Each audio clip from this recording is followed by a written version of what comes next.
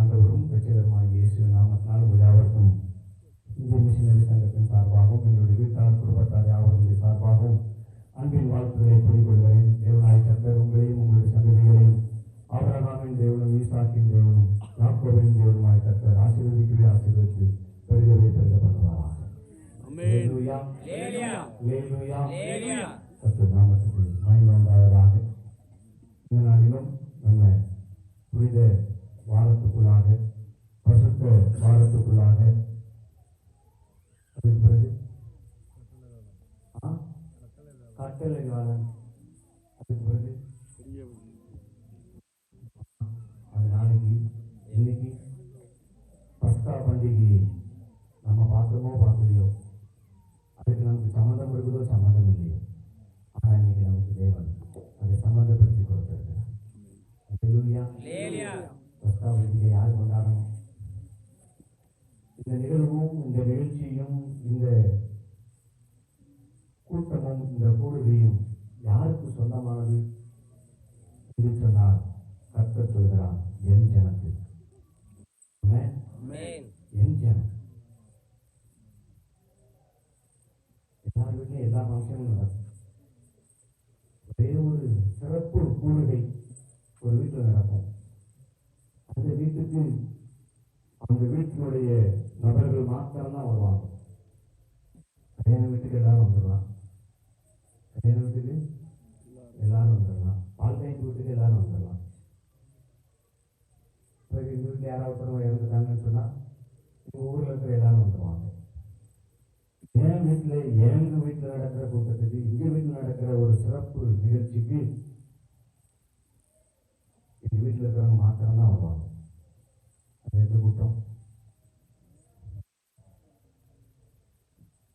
எந்த கூட்டம்? அதுக்கு அழைப்புகள் கிடையாது, அதற்கு சிறப்பு விருந்தினர்கள் கிடையாது, அதற்கு என்று சொல்லி தலைமைத்துவம் கிடையாது, தலைமை தாங்குதல் கிடையாது,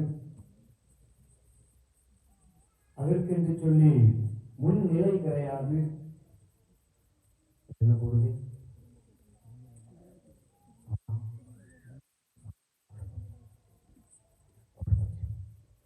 ஏனென்று சொன்னால் அந்த கூடுகையிலே தேவனாகிய கர்த்தர் ஒருவரே, தேவனாகிய கர்த்தருடைய சித்தம் மாத்திரமே.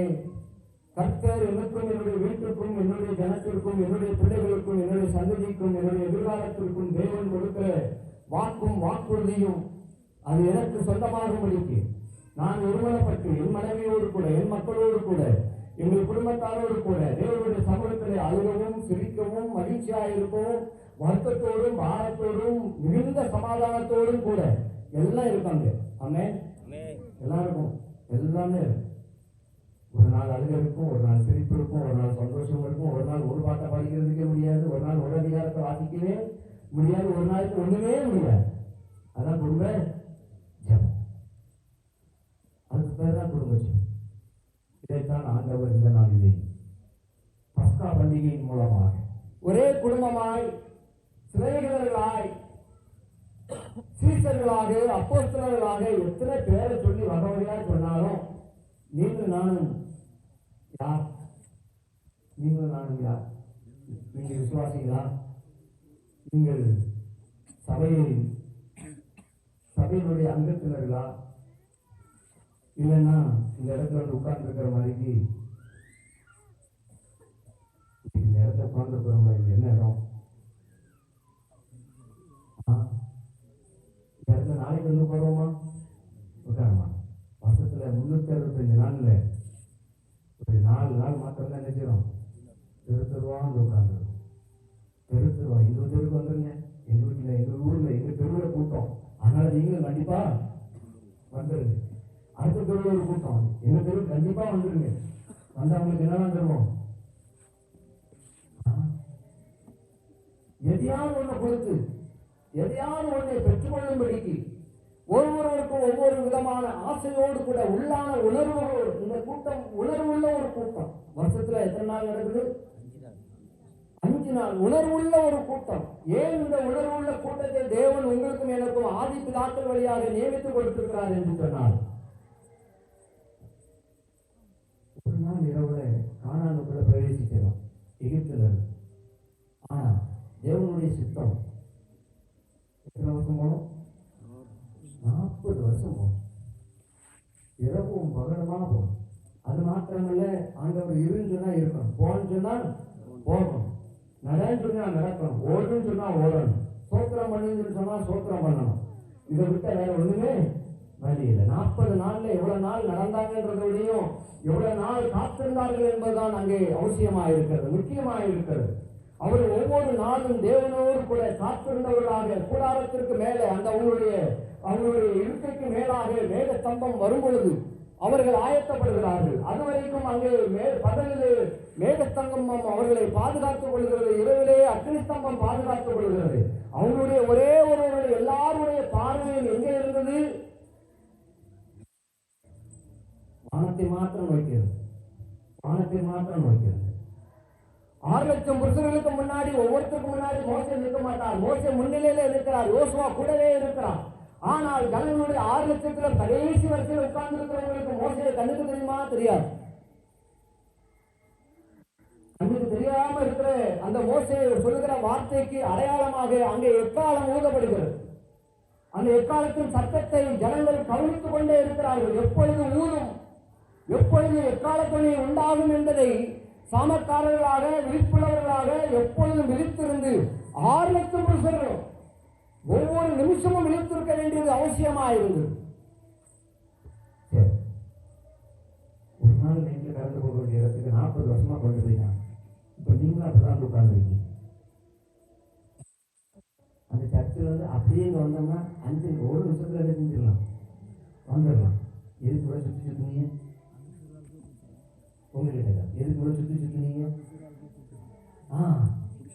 இல்ல, அந்த தம்பி சொல்றதாங்க, அந்த பிரதர் சொல்றதாங்க, எனக்கு அவருக்கு ஒரு சம்பந்தம் இருக்கு. நான் வந்து உங்க பேர் என்ன? எடிசன். நான் யாரு? பாண்டியன்.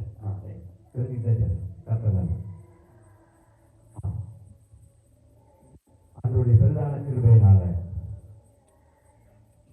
அவங்க சொன்னாங்க, அப்படியே திருத்துவா போய் கூப்பிட்டு வந்திருக்கிறோம். என்னடிச்சு? மேலதாளத்தோடு கூட, மேலதாளத்தோடு கூட. கர்த்தருடைய வேதம் சொல்கிறது, மணவாளனுடைய சத்தம் மணவாட்டியினுடைய சத்தமும் இயந்திரத்தினுடைய சத்தமும் வெளிச்சமும் உண்டாகும்படிக்கு குமாரனாகிய இயேசு கிறிஸ்து பூமிக்கு வர வேண்டியது அவசியமாயிருந்தது. ஷார்ட்கட்ல உள்ள வந்திருக்கலாம். வராம வந்ததுக்கு காரணம் என்னன்னு சொன்னா, கொட்டு சத்தத்தை கேட்டாவது, இல்லைன்னா நீங்க ஆரவாரமா படிச்சுட்டு வர்ற சத்தத்தை கேட்டாவது தேவனுடைய பிள்ளைகள் தேவன் பக்கமாய் திரும்பும்படிக்கு வீதிகளிலே இருக்கிறவருடைய கட்டுகளை அவிழ்ப்பது தேவனுடைய சித்தமாயிருக்கும். நம்ம வாட்டை ஒழுங்கா படிச்சோமோ படிக்கணும். தான் இருந்தோம். முதல் பாட்டு என்ன படிச்சோம்? நல்லா படிச்சோமா? நல்லா படிக்கலையா? படிக்கவே இல்லை. என்ன, நாங்களே 4 பேர் 4 கதையில படித்தோம். பின்னாடி வந்து நீங்க அதுக்கு மேல படிச்சீங்க. ஆமா, அதை கொட்டுக்கார அண்ணன் எவ்வளவுதான் வீட்டு அடிச்சு பார்க்கிறாரு. என்ன, ஆமா, ஆண்டவராகிய இயேசு கிறிஸ்து நீங்கள் நான் குறைவுள்ளவராயிருந்தால் இந்த குறைவுகளுக்கு மத்தியிலையும் தேவனாய் கர்த்தர் உங்களோடு கூட என்னோடு கூட அவர் ஆளுகிறாராயிருக்கிறார், உங்களோடு கூட தங்கி இருக்கிறவராயிருக்கிறார். உங்களை கவனிக்க முடியும்.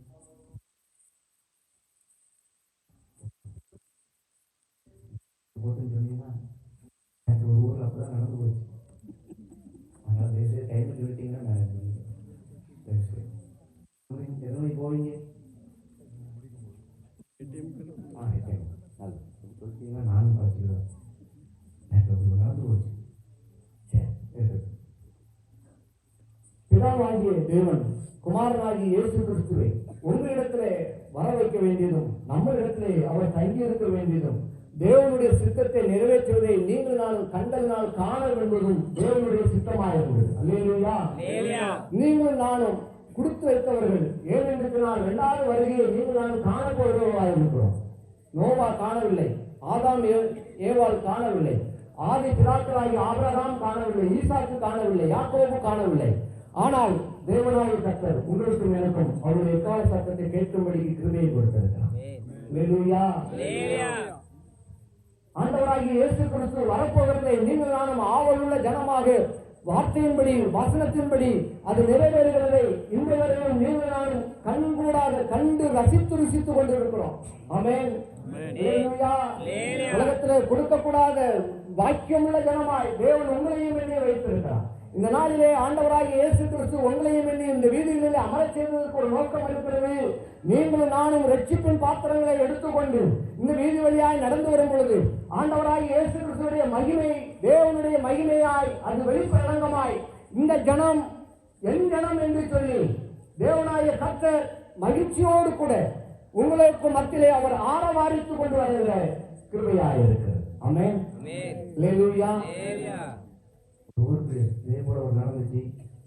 அந்த ஊர்ல ஒரு தெருவுல நடந்தாங்க. ஒரு 40 பேர் யூனிஃபார்ம்ல வந்திருந்தாங்க. 40 பேர் யூனிஃபார்ம்ல இருந்தாங்க. அவங்க ஊர் வழக்கப்படி 5 தெரு இருக்கு. 5 தெருவுலையும் 5 கூட்டம் நடக்கும். 5 தெருவுலையும் தெருலையும் ஒவ்வொரு தெருவுக்கும் என்ன இருக்கு? யூனிஃபார்ம் இருக்கு. எந்த பக்கத்துல பார்த்தா வழக்கம் போல கட்டலாம், உங்க பக்கத்துல பார்த்தா ஆமா பெரிய கலர்ல இருந்தாங்க. நான் கேட்டேன், இது எதை குறிக்கிறது அப்படின்னு சொல்லி கேட்டேன். அவங்க சொன்னாங்க, நீங்க என்ன சொல்றீங்க? சமாதானத்தை குறிக்கிறது, சமாதானத்தை குறிக்கிறது, அன்பை குறிக்கிறது, ஒருமனப்பாட்டை குறிக்கிறது, ஒற்றுமையை குறிக்கிறது. என்ன அப்படின்னு தான் நம்ம போய் சொல்லிக்கிட்டு இருக்கிறோம். ஆமா, உண்மையில நடந்த நிகழ்வை கொஞ்சம் யோசிச்சு பாருங்க. ஆமா, நீங்க இது 5வது தெருவுக்கு வந்திருக்கீங்க. 4வது தெருவில் இருக்கிறவங்க நேற்று நடந்துச்சு, அங்கேயும் கொஞ்சம் பேர் யூனிஃபார்ம்ல தான் இருந்தாங்க. அங்கே ஒரு 30 பேர் இருந்தாங்க. இப்படி 30, ஒரு 40, ஒரு 50, 60மா சேர்ந்து கிட்டத்தட்ட ஒரு 200க்கு மேலே யூனிஃபார்ம் செட் இருந்தாங்க. நான் கேட்டேன், கிறிஸ்துமஸ் அன்னைக்கு யூனிஃபார்ம் செட் எடுத்தீங்கன்னா சில பேர் சேருவீங்களான்னு கேட்டேன். சேர்க்கவே முடியாது ஐயா. சொல்ல முடியாதான்? சேர்க்க ஒரு மனமே வராது. ஒருத்தர் 500 ரூபாய்க்கு சேலை எடுக்க சொல்லுவாங்க, ஒருத்தர் 700 ரூபாய்க்கு சேலை எடுக்க சொல்லுவாங்க, ஒருத்தர் 1000 ரூபாய்க்கு சேலை எடுக்க சொல்லுவாங்க, ஒருத்தர் மஞ்சள் கலர் எடுக்க சொல்லுவாங்க, ஒருத்தர் பச்சை கலர் எடுக்க சொல்லுவாங்க, ஒருத்தர் ப்ளூ கலர் எடுக்க சொல்லுவாங்க. இப்படியே சண்டையை போட்டு ஒரு முடிவு வர்றதுக்கு என்ன முடிஞ்சு போயிடும். ஆனா தெருவுன்றதுனால சொந்த பந்தமா இப்படி இருக்கும், அப்படியே கொஞ்சம் அட்ஜஸ்ட் பண்ணிக்கிறோம். தண்ணி எடுக்க போறதுக்கு சண்டை போட்டாலும் அதுக்கு பிறகு என்ன செஞ்சுக்கிறோம், சேர்ந்துக்கிறோமா. அதனால எங்களுக்கு கொஞ்சம் என்ன செஞ்சிருக்கு, செட் ஆகிடுதா. அதனால இந்த 40 சேர் எடுக்கிறது லேசான காரியம். இப்போ அன்பு இருக்குதா, சமாதானம் இருக்குதா, ஒருமனப்பாடு இருக்குதா, என்ன இருக்குது? பிரிவினை. பிரிவினை. தெருவுக்கு தெருவு என்ன இருக்கு? பிரிவினை, சமாதான குறைவு. நாம சொல்லிக்கிறோம் நாம சமாதானமா இருக்கோம், இல்லவே இல்லை. பட்ட வர்த்தனமாக வெட்ட வெளிச்சமாக நீங்கள் ஐக்கியமா இல்லை என்பதையும், நீங்கள் ஒரு மனதோடு கூட இல்லை என்பதையும், ஒரு மன சிந்தையோடு கூட இல்லை என்பதையும், உங்களுடைய ஆடை அலங்காரங்கள் சொல்கிறது என்பதை அவங்களுக்கு சொல்லும் போது சொன்னாங்க, ஐயா உங்களை நான் கூப்பிடவே மாட்டேன், உங்களை நாங்கள் கூப்பிடவே மாட்டேன், நீங்க எங்களை பிரித்து வந்திருக்கீங்க அப்படின்னாங்க. நான் சொன்னேன், இல்லை, ஏற்கனவே பிரிஞ்சுதான் இருக்கீங்க. பிரிஞ்சிருந்த உங்களை ஆண்டவராகிய இயேசு கிறிஸ்துவினுடைய கிருபையினால இணைப்பதற்கு தேவன் என் மேல கிருபையை தந்து, அருளை தந்து, அவருடைய வல்லமையை தந்து, இந்த இடத்துல ஒரு அற்பமான பாத்திரமாய் நான் உங்க கூட வந்து நினைக்கிறேன் என்று சொன்னேன்.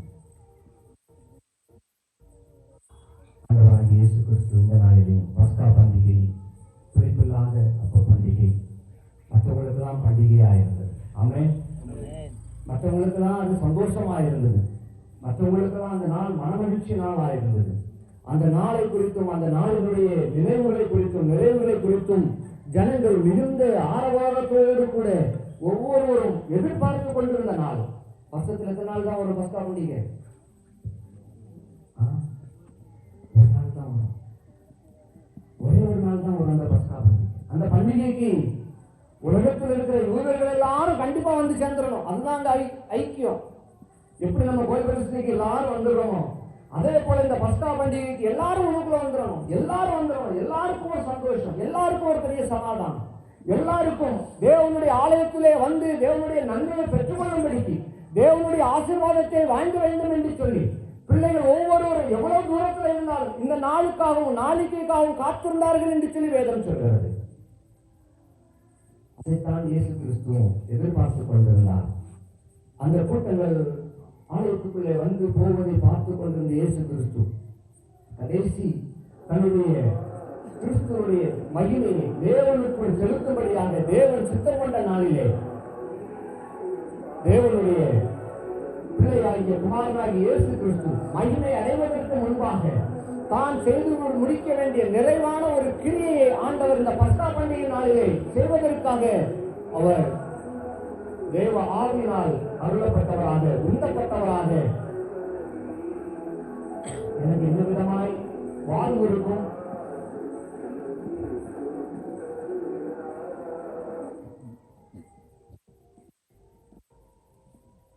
என்ன விதமாய் என்னுடைய முடிவு சம்பூர்ணமாய் இருக்கும், என்ன விதமாய் என்னுடைய வாழ்வுடைய கடைசி நிமிடங்கள் இருக்கும் என்பதை இயேசு கிறிஸ்து தன்னோடு கூட இருந்தவர்களுக்கும் சீசர்களுக்கும் சொல்லிக்கொண்டே இருந்தார். நம்ம அப்படி சொல்ல முடியுமா? சொன்னா தப்பா தப்பு இல்லையா? சொன்னா தப்பா தப்பு இல்லையா? நமக்கு தெரியுமா? தெரியாதோ? என்ன சொல்லிக்கிறோம் பார்த்தீங்களா? ஆமா, நம்ம சொல்றோம் அது பாவம், இல்லைன்னா அது சாபம். என்னது? ஒண்ணு பாவம், இல்லைன்னா நம்ம மரணத்தை குறித்தும் மரணத்தின் கிரியையை குறித்தும் நாளையை குறித்தும் நீங்கள் நானும் நன்றாக அறிந்திருக்கிறவர்களா இருக்கிறோம். அந்த நாள் வந்துவிடக்கூடாது என்பதற்கு தான் காலையில இருந்து சாயந்தரம் வரைக்கும் மருத்துவமனையில படுத்து கிடக்கிறோம். அந்த நாளை நீங்களாலும் சரிச்சிடக்கூடாது என்பதுதான் அந்த நாளை நீங்களாலும் ஏற்றுக்கொள்ளக்கூடாது என்பதற்காக தான் மருத்துவமனையில போய் காலையில இருந்து சாயந்தரம் வரைக்கும் டாக்டர் மருந்து தந்தாலும் சோமாமாவாதுன்னு தெரிஞ்சு கூட பல ஆயிரங்களை செலவு பண்ணி அங்கேயே காத்து கிடக்கிறோம். மாத்திரை சாப்பிடலாம் என்ன செஞ்சுவோம்?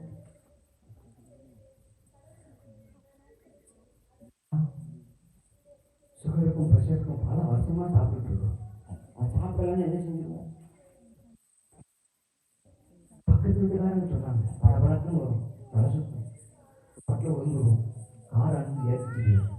ஆமா, அப்படின்னா டாக்டர் சொன்னதுனால நம்ம விடாம செஞ்சுட்டு இருக்கிறோம்.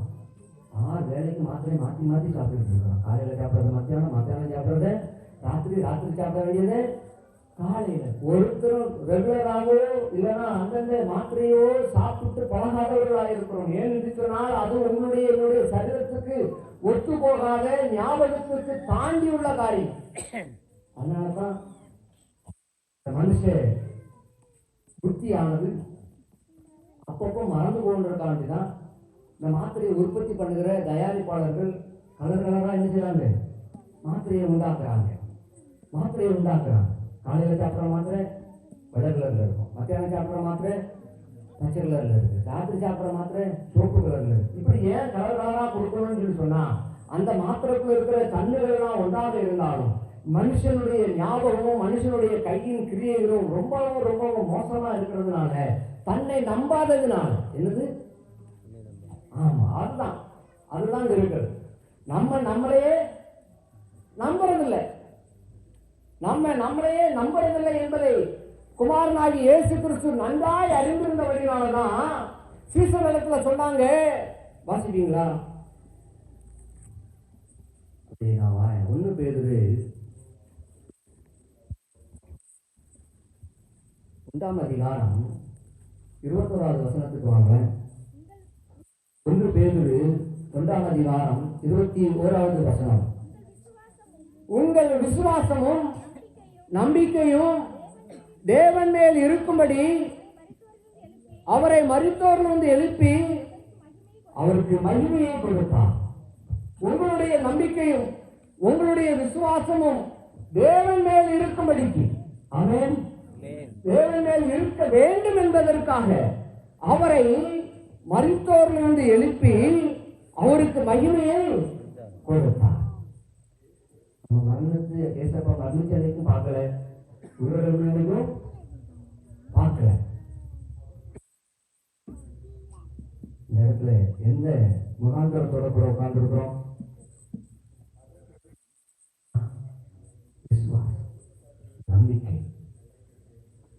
என் இயேசு, என் தேவன், என்னை படைத்தவர், என்னை சிருஷ்டித்தவர், என்னை அவருடைய சாயலாக, அவருடைய ஜீவனாக, அவருடைய சுவாசமாக, நானும் நீங்களும் நம்மளுடைய அம்மா அப்பா சாடையில் இல்லை, தேவனுடைய சாயலாக இருக்கிறோம். நீங்கள் நானும் தேவனுடைய மகிமை உடையவர்களாக இருக்கிறோம். நீங்கள் நானும் தேவனோடு கூட வாழ்வதற்குரிய கிருபை பெற்றிருக்கிற ஜனமாக இருக்கிறோம்.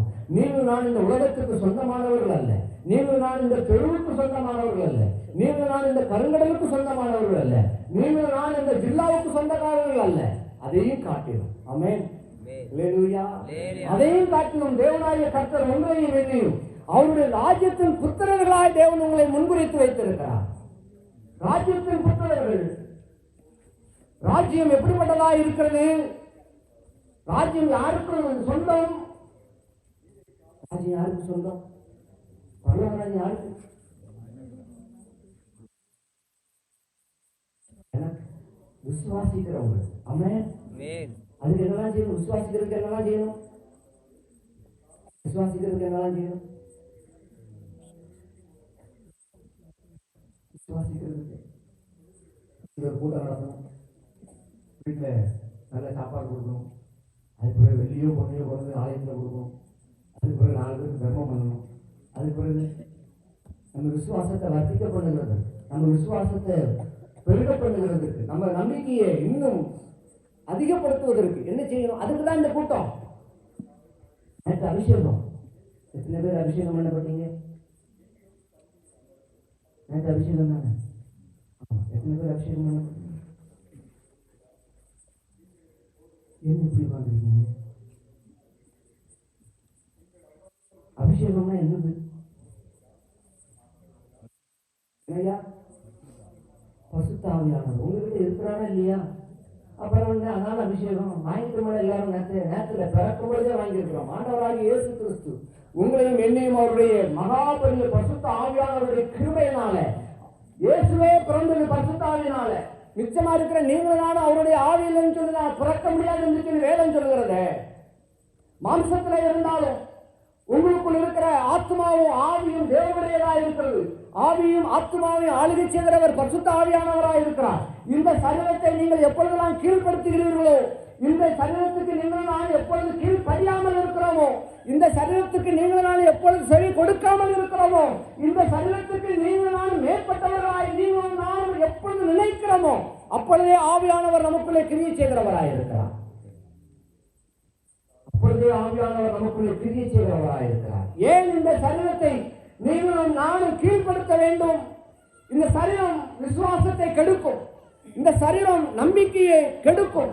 இந்த சரீரம் உங்களுக்கும் எனக்கும் கோணான வழியிலே உங்களையும் நிறுத்தமும் நடத்தும் என்று சொல்லி இந்த பலவீனமான பாண்டத்தை குறித்து தேவனுக்கு நன்றாய் தெரிந்திருந்தபடினால இந்த சரீரத்தை தூக்கி சுமப்பதற்கு, ஆமென், இந்த சரீரத்தை தூக்கி சுமப்பதற்கு இங்க ஒரு கேஸ் இருக்குது, ஒரு வாயு இருக்குது. அவர்தான் ஆவியானவர். அல்லேலூயா. அப்படியே செத்த மனமா படுத்து கிடக்கிறான். காலையில முடியவே இல்லை. அம்மா நேற்று மாத்திரை போட்டானா சரி அவ்வளோ போடுறது, தலை சுத்துது, கிருகுது, பேத்திக்கு வந்து காய்ச்சல் ஒண்ணு, ஆவி எலும்புதான் எலும்புலையா. தன்னுடைய சரீரத்துக்கு, தன்னுடைய பலவீனத்துக்கு, தன்னுடைய கிரியைக்கு ஒரு டம்ளர் தண்ணி கொடுக்கறதுக்கு கட்டில இருந்து பேத்தி வருவாளா, பக்கத்து வீட்டுக்காரங்க வருவாங்களா, மற்றவங்க வருவாங்களா, பெற்றவங்க வருவாங்களான்னு அல்லாடிட்டு கிடந்துச்சு. ஆனா ஒரே ஒரு போன் கால் தான். 1000 கிலோமீட்டருக்கு அந்த பக்கத்தில் இருக்கிற மகா போன் பண்ணி, அம்மா நேற்று மகா கொஞ்சம் என்ன செய்யல, ராத்திரி தூங்கதான் செய்யலன்னு சொல்லிச்சு. அந்த பிள்ளை 1 மணி வரைக்கும் செல்போனை பார்த்துக்கணும், அது சாப்பிடாம படுத்துக்கிறாங்க. இல்லைன்னா ஏதோ ஒரு பிரச்சனை இருந்தது, ஏதோ ஒரு நல்ல காரியம் நடந்திருக்கும் அந்த வீட்டுக்குள்ளேயும். ஆனாலும் கூட அம்மாவுடைய ஆசை இருந்தது 7 மணிக்கு பிள்ளை சாப்பிடல, 9 மணிக்கு தூங்கல, காலையில 5 மணிக்கு வீட்டுக்கு போன் வருது. அவ்வளவுதான், பாட்டிக்கு புது பலன் உண்டாயிடுச்சு. ஆமென். எப்போ ஆலயம் திறக்கும், எப்போ ஆலயம் யோசிச்சு கேட்கும், எப்போ ஆலயம் திறந்து கோயிலுக்கார் வருவாரோ வரமாட்டாரோ. நம்ம ஆலயத்தில் கிடக்கமா கிடக்கலையா? காலையில 10 மணிக்கு கேட்கலாம், விடிய 5 மணிக்கு.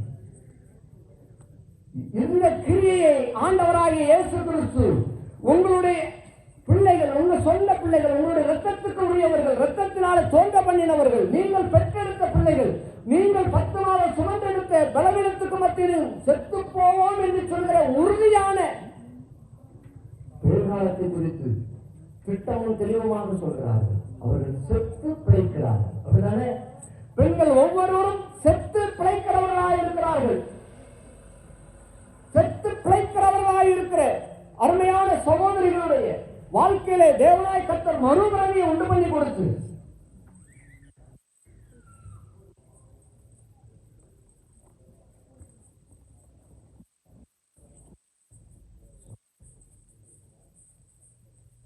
மறுபிறவியை காணும்படிக்கு தேவன் உங்களுக்கு எனக்கு கிருபை செய்தவருடைய பலன் என்னவென்று சொன்னால் அன்பினால் கட்டப்படுவது.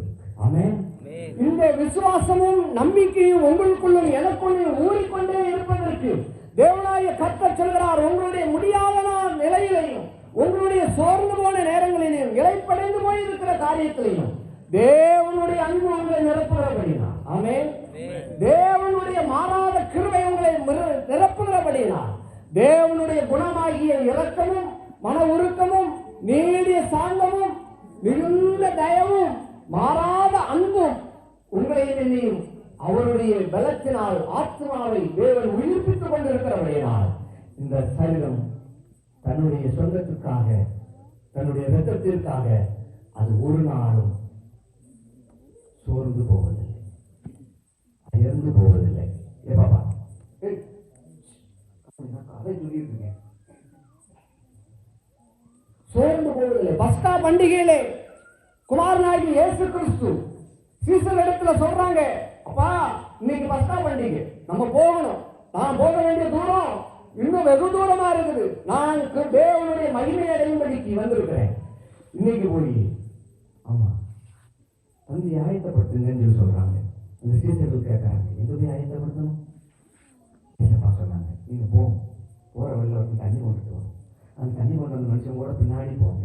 அந்த மனுஷன் உங்களை திரும்பி பார்ப்போம். திரும்பி பார்த்து உங்களுக்கு என்ன வேணும்னு கேட்போம். கேட்டா சொல்லுங்க, எங்க குருவானவர் போதகர் சொல்லியிருக்கிறார், பஸ்கா பண்டிகைக்கு ஆயத்தப்படுத்துவதற்கு உங்க வீட்டுல இடம் நடந்துருக்கீங்கன்னு சொல்லியிருக்கிறார். ஆமென். என்ன தெளிவு! அந்த வசனம் அழகாக சொல்லுகிறது.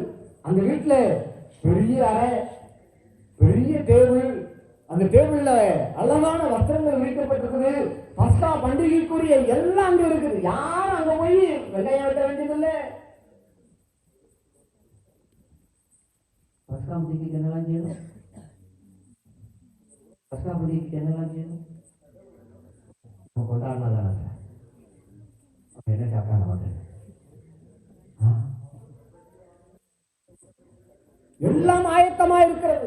அங்கே மாம்சமா, அதாவது ரொட்டியும் திராட்சரசமும் ஆயத்தமாக்கப்பட்டிருக்கிறது. எல்லாம் இருக்குது. யாரு சீசன் கொண்டு போய் கடையில் போய் வாங்கிட்டு வரணும். யுதாசத்தை கொண்டு போய் ஒரு 200 பணம் கொடு, அங்க போய் பெட்டை விரிக்கணும், எனக்கு 2 பேர் அந்த பக்கம் போ, இங்க 2 பேர் பெஞ்சு எடுத்து போடு, 2 பேர் அந்த பக்கமா போ, ஒன்றும் சொல்ல வேண்டியதில்லை. ஆமென். தேவனுடைய பலனும் தேவனுடைய கிரியையும் உங்களை நின்னையும் அமிதமாய் நடத்துகிறது என்பதை நீங்களும் நானும் ஏற்றுக்கொள்வதற்காக இந்த வனாந்தரத்தில் அமர்ந்திருக்கிறோம். பஸ்கா பண்டிகையுடைய நிகழ்வு என்னவென்று சொன்னால், தேவனாய கர்த்தர் உங்களுக்கு எனக்கும் ஆயத்தமாய் வைத்திருக்கிற ராஜ்யத்துக்குள் பிரவேசிப்பதற்கு உங்களுடைய கையினுடைய கிரியைகள், உங்களுடைய கையின் பிரயாசங்கள், உங்களுடைய கையினுடைய பலன்கள் ஒன்றும் அங்கே தேவையில்லையாம். எல்லாம் உங்களுக்காக அங்கே கட்டப்பட்டுக் கொண்டிருக்கிறது. ஆயத்தமா இல்லைங்க, கட்டப்பட்டு கொண்டிருக்கிறது. அந்தந்த காலத்துல அதனுடைய நேரத்துல அதனுடைய ஆட்களுக்கு ஆண்டவர் நேர்த்தியாய் கொடுக்க வல்லவராய் இருக்கிறார். நீங்க இங்கிருந்து கொண்டு போய் நம்ம வீட்டுல இருக்கிற 2 கம்மல் நம்ம ரோட்ல நடந்து போறதுக்கு, நம்ம வீட்டுல இருக்கிற வைரக்கல் நம்ம உட்கார்ந்து இருக்கிற ரூம்ல பெட்ரூம்ல பதிச்சு வைக்கிறவங்களுக்கு ஒன்றும் கொண்டு போக வேண்டாம். ஆமென். எல்லாம் அங்கே ஆயத்தமாக்கப்பட்டிருக்கிறது. எல்லாம் அங்கே சவகரித்து வைக்கப்பட்டிருக்கிறது. இங்கே நீங்கள் காண்கிறவர்களுக்கு மேலானவர்களை தேவனாய் கர்த்தர் அங்கே வைத்திருக்கிறேன் என்று சொல்லியிருக்கிறார். பஸ்கா பண்டிகையினுடைய நிகழ்வு தேவனுடைய மகிமையை ஜனங்களாகிய ஒவ்வொருவரும் இயேசு கிறிஸ்துவை விசுவாசிக்கிறவர்கள், நம்புகிறவர்கள், அதற்கு மேல அவர் மேல் அன்பு வைத்திருக்கிறவர்களுக்கு தேவன் கொடுக்கிற பாக்கியமாக இருக்கிறது பஸ்கா பண்டிகை. அதைத்தான் இயேசு கிறிஸ்துடைய மரணத்துக்கு முன்னாடி ஒரு பஸ்கா பண்டிகையை கொண்டாடிக்கிட்டு இருந்தாங்க. அந்த பஸ்கா பண்டிகை அன்னையோட முடிஞ்சு போயிடுச்சு. இயேசு கிறிஸ்து என்னைக்கு உங்களுக்காக எனக்காக பலியாக்கப்பட்டாங்களோ, இந்த பஸ்கா பண்டிகையிலே அப்பத்தையும் அப்பத்தையும் திராட்சரசத்தையும் எடுத்து இது என்னுடைய அப்பம், என்னுடைய மாமிசம் என்று சொல்லி திராட்சரசத்தை என்னுடைய ரத்தம் என்று சொல்லியும் உலகத்தெல்லாம் ரட்சிக்கிறவர், உலகத்தினுடைய பாவங்களை சுமக்கிறவர், உலகத்தின் தேசத்தின் ஜனங்கள் மீது அன்பு நேசமும் வைத்திருக்கிறவர் சொன்னார். இன்னும் ஒரு காலம் வரப்போகிறது, இன்னும் ஒரு காலம் வரப்போகிறது. அந்த காலத்துல இவங்களுடைய ஒவ்வொரு நாளும் நினைவு கூறுங்கள். ஏன் நீங்கள் நான் நினைவு கூற வேண்டும் என்று சொன்னால், நான் எவ்விதமாய் இன்னும் ஒரு சில நாட்களுக்குள் கடந்து போய் தேவனுடைய மகிமைக்குள் பிரவேசிக்க போகிறனோ, அதே நன்மையும் கிருபையும் உண்மையும் தொடர வேண்டும் என்பதற்காக ஏற்றுக்கொள்ளுங்கள், ஏற்றுக்கொள்ளுங்கள், நன்றாய் கவனிங்கள். இன்னைக்கு பஸ்தா பண்டிகையுடைய நிகழ்வுடைய செயல்பாடுகள் என்னவென்று சொன்னால், முதலாவது இயேசு என்ன செய்து கொண்டிருக்கிறார் என்பதை கவனியுங்கள். இயேசு என்ன செய்து கொண்டிருக்கிறார், என்ன செய்து கொண்டிருக்கிறார் என்பதை கவனியுங்கள். இங்கே பஸ்கா பண்டிகையிலே சீசரோடு கூட இயேசு கிறிஸ்து அந்த வீடுகளுக்குள்ளே பிரவேசிக்கிறார். எல்லாரையும் அமரச் செய்கிறார், எல்லாரையும் அமரச் செய்கிறார். இங்கு ஏற்றத்தாழ்வு இல்லை, இங்கு உயர்ந்தவர் சிறந்தவர். ஆமா, எக்ஸாம் அன்னைக்கு முடிச்ச உடனே நம்ம ஃபர்ஸ்டா செகண்டான்னு சொல்லி ரிசல்ட் வருது. ஆமாம், ரிசல்ட்டு வருது. நல்லா படித்த பிள்ளைங்க சில நேரத்தில் மார்க் குறைஞ்சிது, நல்லா படிக்காத பிள்ளைக்கு நல்ல மார்க்கு கிடைச்சது. எல்லாம் யாருடைய கடவுளுடைய கிருபை தான். ஆமாம், தேவனுடைய சித்தம் தான். அண்ணாமலை யூனிவர்சிட்டின்னு ஒரு யூனிவர்சிட்டி இருக்கு. அந்த யூனிவர்சிட்டியில் போன வருஷத்தில் மாத்திரம் ரீவேல்யூஷன் பரீட்சை எழுதி தோற்று போனவர்கள், குறைந்த மார்க் எடுத்தவர்கள், அவங்களுக்கெல்லாம் ரீவேல்யூஷன் சொல்லிட்டு ஒரு ஆப்ஷன் கொடுப்பாங்கல்ல, அந்த ஆப்ஷன் கொடுக்குற இடத்துல அவங்க சொல்கிறாங்க, 2022-23 ஆண்டுகளுடைய பொருளாதார நிறைவின்படி எங்களுக்கு 100 கோடி ரூபாய் வரவு. எத்தனை கோடி ரூபாய்? 100 கோடி ரூபாய் வரவு. சேதாரம் இல்லாத, செலவினமே இல்லாத வரவு. அந்த கோர்ட்டில் பேசப்பட்டான், ஐயா பச்சை இருந்தது, நான் பச்சைக்கு கேள்வியை மாற்றி கேட்டது, பச்சைக்கு கேள்வியை மாற்றி கேட்டது உங்க தப்பு. பச்சைக்கு மார்க்குக்கு மாற்றி குறைஞ்ச மார்க் போட்டது, போட வேண்டாததுக்கு போட்டு போட வேண்டியதுக்கு போடாமல் விட்டது உங்க தப்பு. நான் என் பேப்பரை வாங்கி பார்த்ததுக்கு அப்புறம் தான் எனக்கு தெரிஞ்சிட்டது இவ்வளவு குளறுபடியோடு கூட என்னுடைய பேப்பர் இருக்கிறது என்பதை பார்க்கும்போது, நான் எதற்காக இந்த ரீவேல்யூஷனுக்காக பணம் கட்டியிருக்கிறேனே, இந்த பணத்துக்கு பதிலாக நீங்க நடவடிக்கை எடுத்து அங்க இருக்கிற அதிகாரிகள் மேல, அங்க இருக்கிற கொஸ்டின் பேப்பர் எடுத்திருக்கிறவங்க மேல, அங்க இருக்கிற திருத்தினவங்க மேல, அத்தனை பேர் மேலே நடவடிக்கை எடுத்து எனக்கு நஷ்டேடா 10 கோடி ரூபாய் தரணும்னு சொல்லி கேட்டான். 10 கோடி ரூபாய் தாங்கன்னு கேட்டான். எனக்கு மாத்திரம் கொடுக்கக்கூடாது, இதே போல 100 கோடி ரூபாய் வருமானம் வந்துச்சுன்னு சொல்லி மார்க்கெட்டி சொன்னீங்களே, அத்தனை எத்தனை பேர் இதுல எளிமையானவங்க சிறுமையானவங்களா இருப்பாங்க, அத்தனை பேருக்கு தலைக்கு இத்தனை கோடி ரூபாயை கொடுக்கணும்னு சொல்லி நாங்க கேஸ் போட்டா உங்க கேஸ் செல்லுமா செல்லாதான்னு சொல்லி கேட்கிறான். அங்க இருக்கிற நீதிபதி தலை குனிந்து போகிறார். இது உலக நடவடிக்கை என்று சொல்லுகிறார், இது உலகத்திற்கு இது தேவை என்று சொல்லுகிறார். இது அண்ணாமலை கம்பெனிக்கு அந்த குடும்பத்தாருக்கு 100 கோடி ரூபாய் அனாமத்தா வந்து சேரணுன்றது அவங்களுக்கு வேண்டிய விருப்பமாக இருந்தது என்று சொல்லுகிறார். நீங்கள் நானும் ஆராதிக்கிற தேவனாய கர்த்தர் நீதி செய்கிறவராக, பரிசுத்தமுள்ளவராக, சுத்த கண்ணராக நீங்கள் நானும் அவரோடு கூட வாழ்கிற ஒரு வாழ்வுக்கு இன்றைக்கு நீங்கள் உங்களை பரிசுத்தப்படுத்திக் கொள்ளும்படிக்கு ஆண்டவராக இயேசு கிறிஸ்து விரும்புகிறார். நாள் ஒன்று வரப்போகிறது, அன்றைக்கு நீங்கள் நானும் வெறும் கையோடு கூட பரலோக ராஜ்யத்தினுடைய வாசல்ல கையை கட்டி நின்று கொண்டிருப்போம் என்று சொன்னார். உங்க புத்தகத்துல, அவருடைய புத்தகத்தில் நம்ம பேர்கள் எழுதப்பட்டிருந்தார். பஸ்கா பண்டிகை சாதாரணமானதல்ல, உங்களுடைய பேர்கள் எழுதப்படுவதற்கு உறுதி செய்யப்படுகிறதான பண்டிகை. பஸ்கா பண்டிகை என்பது வருடத்துக்கு ஒரு முறை தேசந்தோறும் ஜனங்கள் பிரிந்திருந்தவர்கள், தேவனாய கர்த்தர் துரத்தி விட்டிருந்தவர்கள், தேவனாய கர்த்தர் அவ்வளவு பேரும் சிதறடிக்க பண்ணி வைத்திருந்தார். ஏன் அவர்களை சிதறடிக்க பண்ணியிருந்தார்? இவர்கள் சேர்ந்திருந்தால் என்னை மறந்து விடுவார்கள், இவர்கள் வாழ்ந்திருந்தால் என்னுடைய கிரியைகளுக்கு உட்பட மாட்டார்கள். இவர்கள் சேர்ந்திருக்கும் பொழுது பண்ணின அநியாயம், துரோகம், பாவம், சாபம் கொஞ்சம் நெஞ்சம் இல்லை. அதனால தேவனாய கர்த்தர் தன்னுடைய ஜனங்களை தேசமெங்கும் தேசதாரிகளாக வனாந்தரத்தில் அலைந்து பிரிய பண்ணினார். வனாந்தரத்தில் அலைந்து பிரிய பண்ணினார். அதனுடைய நோக்கம், என் ஜனம் எந்த தேசத்தினுடைய எந்த பக்கத்தில் இருந்தாலும் சரி, அவர்களுடைய கண்கள் எப்பொழுதும் வானத்தை பார்த்திருக்க வேண்டும். அல்லேலூயா. என்னை நோக்கி பார்த்திருக்கிறவர்கள் என்னை நோக்கி பார்க்க வேண்டும் என்று சொல்லி படைத்த தேவனாய் கர்த்தர் சொல்லுகிறார். இன்னைக்கு இந்த இடத்துல நீங்கள் ஆனந்தத்தில் அமர்ந்திருக்கிறதுக்கு நோக்கம் இருக்கிறது. புதிய ஆத்துமாக்களை எத்தனை பேர் ரசித்திருக்கீங்க? ஊர்ல, நம்ம வீட்டுல, நம்ம சொந்தத்துல. பைபிள் உள்ள வேதத்தை மாத்திரம் படிச்சுட்டு போயிட்டு கிரியை இல்லாம இருந்துட்டோம்னு சொல்லி சொன்னா சாப்பிட்ட சாப்பாடு செமிக்கலாம். செமிக்கலாம் என்ன செய்யும்? ஆபத்து ஆபத்து ஆபத்து. சாப்பிட்ட சாப்பாடு செமிக்கலன்னா ஆபத்து ஆபத்து. ஆண்டவராகிய இயேசு கிறிஸ்து கணக்கு கேட்கறதுக்குரிய நாள் பஸ்கா பண்டிகை. ஆண்டவராகிய இயேசு கிறிஸ்து தன்னுடைய 12 சீசர்களிடத்துல கணக்கு கேட்டார். கணக்கு கேட்கறதுக்கு கூடி உட்கார்ந்து இருக்கும் பொழுது என்னப்பா சொல்றாங்க? உங்க கணக்கு என்ன தெரியுமா? இந்த கூட்டத்தில் ஒருத்தர் என்ன காட்டி கொடுக்க போகிறான். கணக்கு அதுதான், கணக்கு அதுதான். இந்த கூட்டத்தில் ஒருத்தர் என்ன காட்டி கொடுக்க போகிறான். காட்டி கொடுக்குறவன் தவிர வச்சு 11 பேர் சும்மா இருந்திருக்கலாம்ல? வச்சு சும்மா இருந்திருக்கலாம்ல? ஏன் 12 பேரும் நானா நானா நானான்னு ஏன் கேட்கணும்? சாப்பிட்டாங்கல்ல, ஏசப்பா கூட உட்காந்து சாப்பிட்டாங்கல்ல, ஏசப்பா அவங்கள வீட்டுக்கு அனுப்பிச்சாங்கல்ல, திரும்ப வரும்போது சொன்னாங்களே ஏசப்பா உங்க நாமத்தை சொன்னவொடனே அங்க இருக்கிற பேய்கள்லாம் ஓடிட்டு, ஏசப்பா நாங்க அங்க போய் ஜோம் பண்ண உடனே அங்க இருக்கிற வியாதிகள்லாம் குணமாயிடுச்சு, ஏசப்பா நீங்க உங்க பேரை சொன்ன உடனே அங்க இருக்கிறவங்களாம் எங்களுக்கு தண்ணி கொடுத்தாங்க, ஏசப்பா நாங்க உங்க பேரை சொன்ன உடனே எங்களை எல்லாரும் விசாரிச்சாங்க, ஏசப்பா உங்க பேரை சொன்ன உடனே எங்களை எல்லாத்தையும் கனப்படுத்தினாங்க, ஏசப்பா எங்களை உங்க பேரை சொன்ன உடனே நாங்க எல்லாம் சொல்ல முடியல, பேதுருவை சொல்ல முடியல, நான் பேதுரு வந்திருக்கேன் இந்த தெருவுக்கு சொல்ல முடியல, நான் அந்திரையா வந்திருக்கேன் அப்படின்னு சொல்ல முடியல, மத்தையை நான் அங்கே நின்றுட்டு நான் போன வருஷம் டேக்ஸ் வாங்கல பார்த்தீங்களா அந்த மத்தையை நான் வந்திருக்கிறேன்னு சொல்ல முடியல, அங்க இருக்கிற தோமா அங்க சொல்லல, நான் போன வருஷம் உங்க வீட்டுல ஆடு மேய்க்க பார்த்தீங்களா இன்னைக்கு ஆடு மேய்க்கிறவனா இல்ல ஏசப்பா கூட வந்திருக்கிறேன்னு சொல்ல முடியல. இந்த இடத்துல நீங்கள் நான் அப்படியே அமர்ந்திருக்கிறோம், நீங்கள் நான் இந்த இடத்துல அப்படியே அமர்ந்திருக்கிறோம். கொஞ்சம் போன வருஷத்துக்கும் இந்த வருஷத்துக்கும் கொஞ்சம் உங்களை சிந்தித்து பாருங்கள்.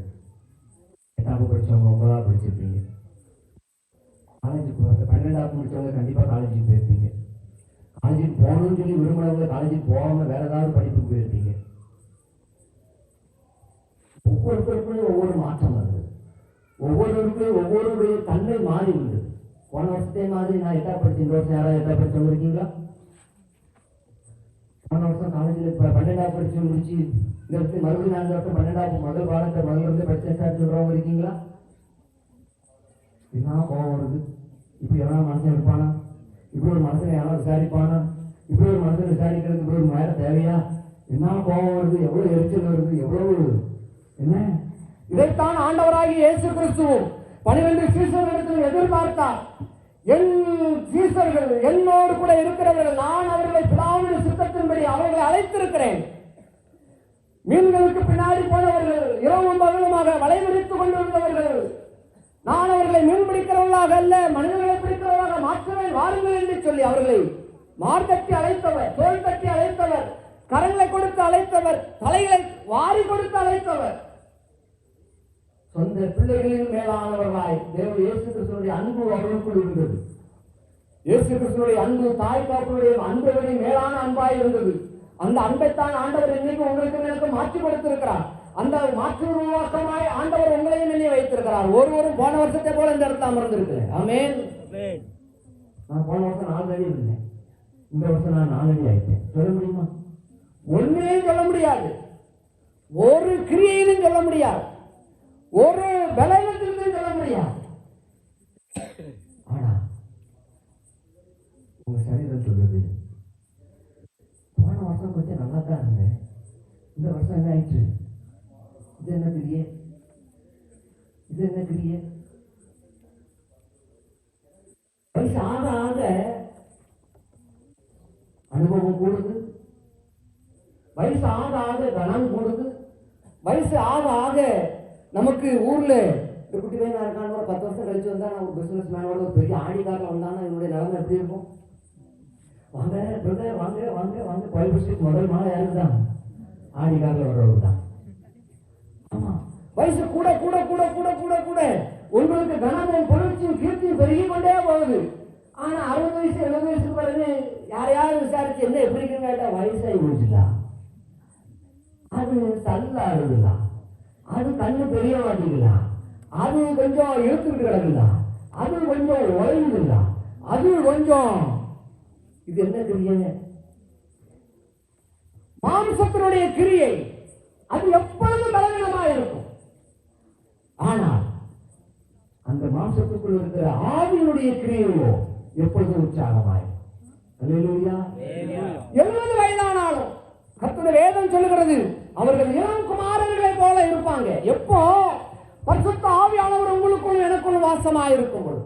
இதைத்தான் பஸ்காவுடைய பண்டிகை சீசர்களுக்கு சொல்றாங்க. எப்பா நான் போறேன்னு மாத்திரம் பயப்படாத, நான் போக போறேன்ற, நான் மறிக்க போகிறேன்றதுனால இந்த பயந்து கலைந்து ஒதுங்கி நீ நின்றாத, ஓரமா நின்றாத. நான் மறித்தாலும் உயிரோடு எழுந்திருப்பேன். எழுந்திருக்கிறது மாத்திரமல்ல, நான் பிராமணத்துல உட்கார்ந்துக்கிட்டு நான் தேர்தலாகிய சக்தி ஆவியானவர் உங்களுக்குள்ள அனுப்புவேன். அவர் என்ன காட்டிலும், ஆமென், ஏசப்பா சொன்னாங்க சிறுசனத்துல, நான் என்ன காட்டிலும் நீங்கள் பெரியவைகளை செய்வீங்க என்று சொன்னாங்க. ஆனா அதே இயேசு கிறிஸ்து சொல்றாங்க, நான் மரிப்பது நலமாயிருக்கிறது, நான் போவது உங்களுக்கு நலமாயிருக்கும், நான் போனதுக்கு பிறகு சத்திய ஆவியானவர் வருவார், அவர் என்ன விடையும் பெரியவர்களை செய்வார். ஆமென். யார் மூலமா செய்வார்? உங்க மூலமா செய்வார். ஆமென்.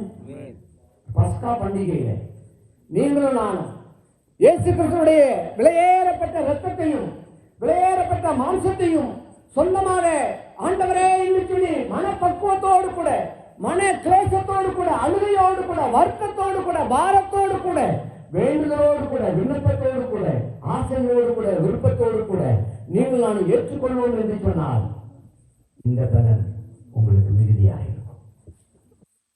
அங்கு வயது வித்தியாசம் இல்லையே, வயது வித்தியாசம் இல்லை. நம்ம தான் நம்மளுடைய மைண்ட் செட்ல வச்சிருக்கிறோம். டாக்டர் சொல்லியிருக்காருல்ல, 30 வயசு வரைக்கும் என்னெல்லாம் சாப்பிடலாம், கண்டதையும் சாப்பிடலாம். 35 வயசுக்கு பிறகு மனசுல கூட நினைச்சு பார்க்க கூடாது, செத்துட்டோமே. அந்த துர்ச்சியை கேட்கறதுக்கு எத்தனை ரூபா கொடுக்கணும்? டாக்டர் பார்க்க போறதுக்கு ஒவ்வொரு நாளும் அந்த டாக்டர் துர்ச்செய்தியை உங்களுக்கு அறிவித்துக் கொண்டே இருக்கிறார். அதற்கு நீங்கள் நல்ல காலம் பறக்கிறத பார்க்கறதுக்கு 100 ரூபாய் கொடுக்கணும். நல்ல காலம் பறக்க போகுது, நல்ல காலம் பறக்க போகுது, நல்ல காலம் பறக்க போகுது, நல்ல காலம் பறக்க போகுது, நல்ல காலம் 100 ரூபாய் 100 ரூபாய் 100 ரூபாய் அப்படின்னு அதுக்கு நின்றுட்டு நம்ம முகத்தை பார்த்து அவனை கையை பார்த்து ஆனா ஒரு சீட்டு எடுத்து கொடுக்குது. அந்த சீட்டு எடுத்து பார்த்தோட ஒரு சிறு வந்த உடனே என்ன பெரிய சந்தோஷம். அவன் 100 ரூபாய் தான் கேட்டான். நீங்களே பாதி கதையை அவனுக்கு சொல்லிட்டீங்க. இன்னொரு கால்வாசி கதையை தான் அவன் சொல்லணும். அந்த சொல்ற கதைக்கு அண்ணே எல்லாம் 100 ரூபா, அந்த அப்படியே 200 ரூபா. அவன் சொல்றான், மனது உருகி சொல்றான், மனது இறங்கி சொல்றான், தம்பி உன்னை பார்த்தாலே நிலைமை பரிதாபமா இருக்கு. நான் கேட்ட 100 ரூபானுக்கு போதும். அவன் சொல்றான், இல்லவே இல்லை, என் மனசுல இருக்கிறது எல்லாத்தையும் என்ன செஞ்சுட்டியே சொல்லிட்டியே, ஆனால் நீங்க ஒரு 200 ரூபா வச்சுக்கோ. இந்த டாக்டர் என்ன சொல்றாரு, இருமல் எடுத்துன்னு போனோம்னா அதான் போய் அந்த மிஷினில் போய் செக் பண்ணுறாங்க. அந்த மிஷினில் செக் பண்ணிட்டு வந்த போய் எங்கள் சொந்தக்காரருக்கு மதுரையில் இருக்காரு, அங்கே போங்க. அந்த சொந்தக்காரருக்கு இன்னொருத்தர் சென்னையில் இருக்காரு, அங்கே போங்க. எல்லாத்தையும் பார்த்துட்டு வந்ததுக்கு பிறகு இந்த டாக்டர் சொல்கிறாங்க, நான் முதல்ல நினைச்சேன் பார்த்துக்கோங்க. செஞ்சாராம், நினைச்சாராம். உங்களை நினைத்து இருக்கிறவர் இங்கே இருக்கிறார். அவர் உங்களுக்கு பாவத்திற்காக சாபத்திற்காக அவருடைய விளையாடப்பட்ட ரத்தத்தை உங்களுக்கு தந்திருக்கிறார். பரிகாரியாகிய கர்த்தர், பரிகாரியாகிய கர்த்தர். ஏசாயா 1ஆம் அதிகாரத்துல 4வது வசனத்திலிருந்து கடைசி வசனம் வரைக்கும் வாசித்து பார்த்தீங்கன்னு சொன்னா, நீங்கள் ஒருவரும் பலவீனமாக அல்ல, நீங்கள் பலவீனமாக அல்ல, தேவனுடைய விளையாடப்பட்ட ரத்தத்தினால் பலவான்களாய் தேவன் உங்களை மாற்றுவதற்காக 53வது அதிகாரம் வரையிலும் ஆண்டவராக இயேசு கிறிஸ்து உங்களை பலப்படுத்திக் கொண்டிருக்க வல்லவராய் இருக்கிறார். உங்களுடைய அக்கிரமங்களுக்காக, உங்களுடைய மீறுதலுக்காக அவர் அடிக்கப்பட்டவர், ஆட்டுக்குட்டியானவராய் வேண்டாம் என்பதை நீங்கள் ஏற்றுக்கொள்வோம் என்று சொன்னால் இன்னைக்கு உங்களுடைய பலவீனம் நீங்கி போகுமே.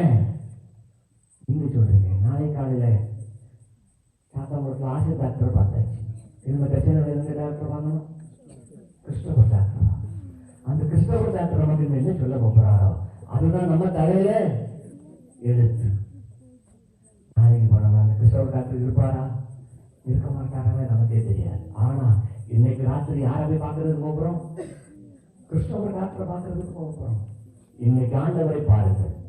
உங்களுக்காக வேறுபட்ட ரத்தத்தை வாழ்நாள் அடிக்கப்பட்டவராக சிலுவையை நோக்கி பாருங்கள்.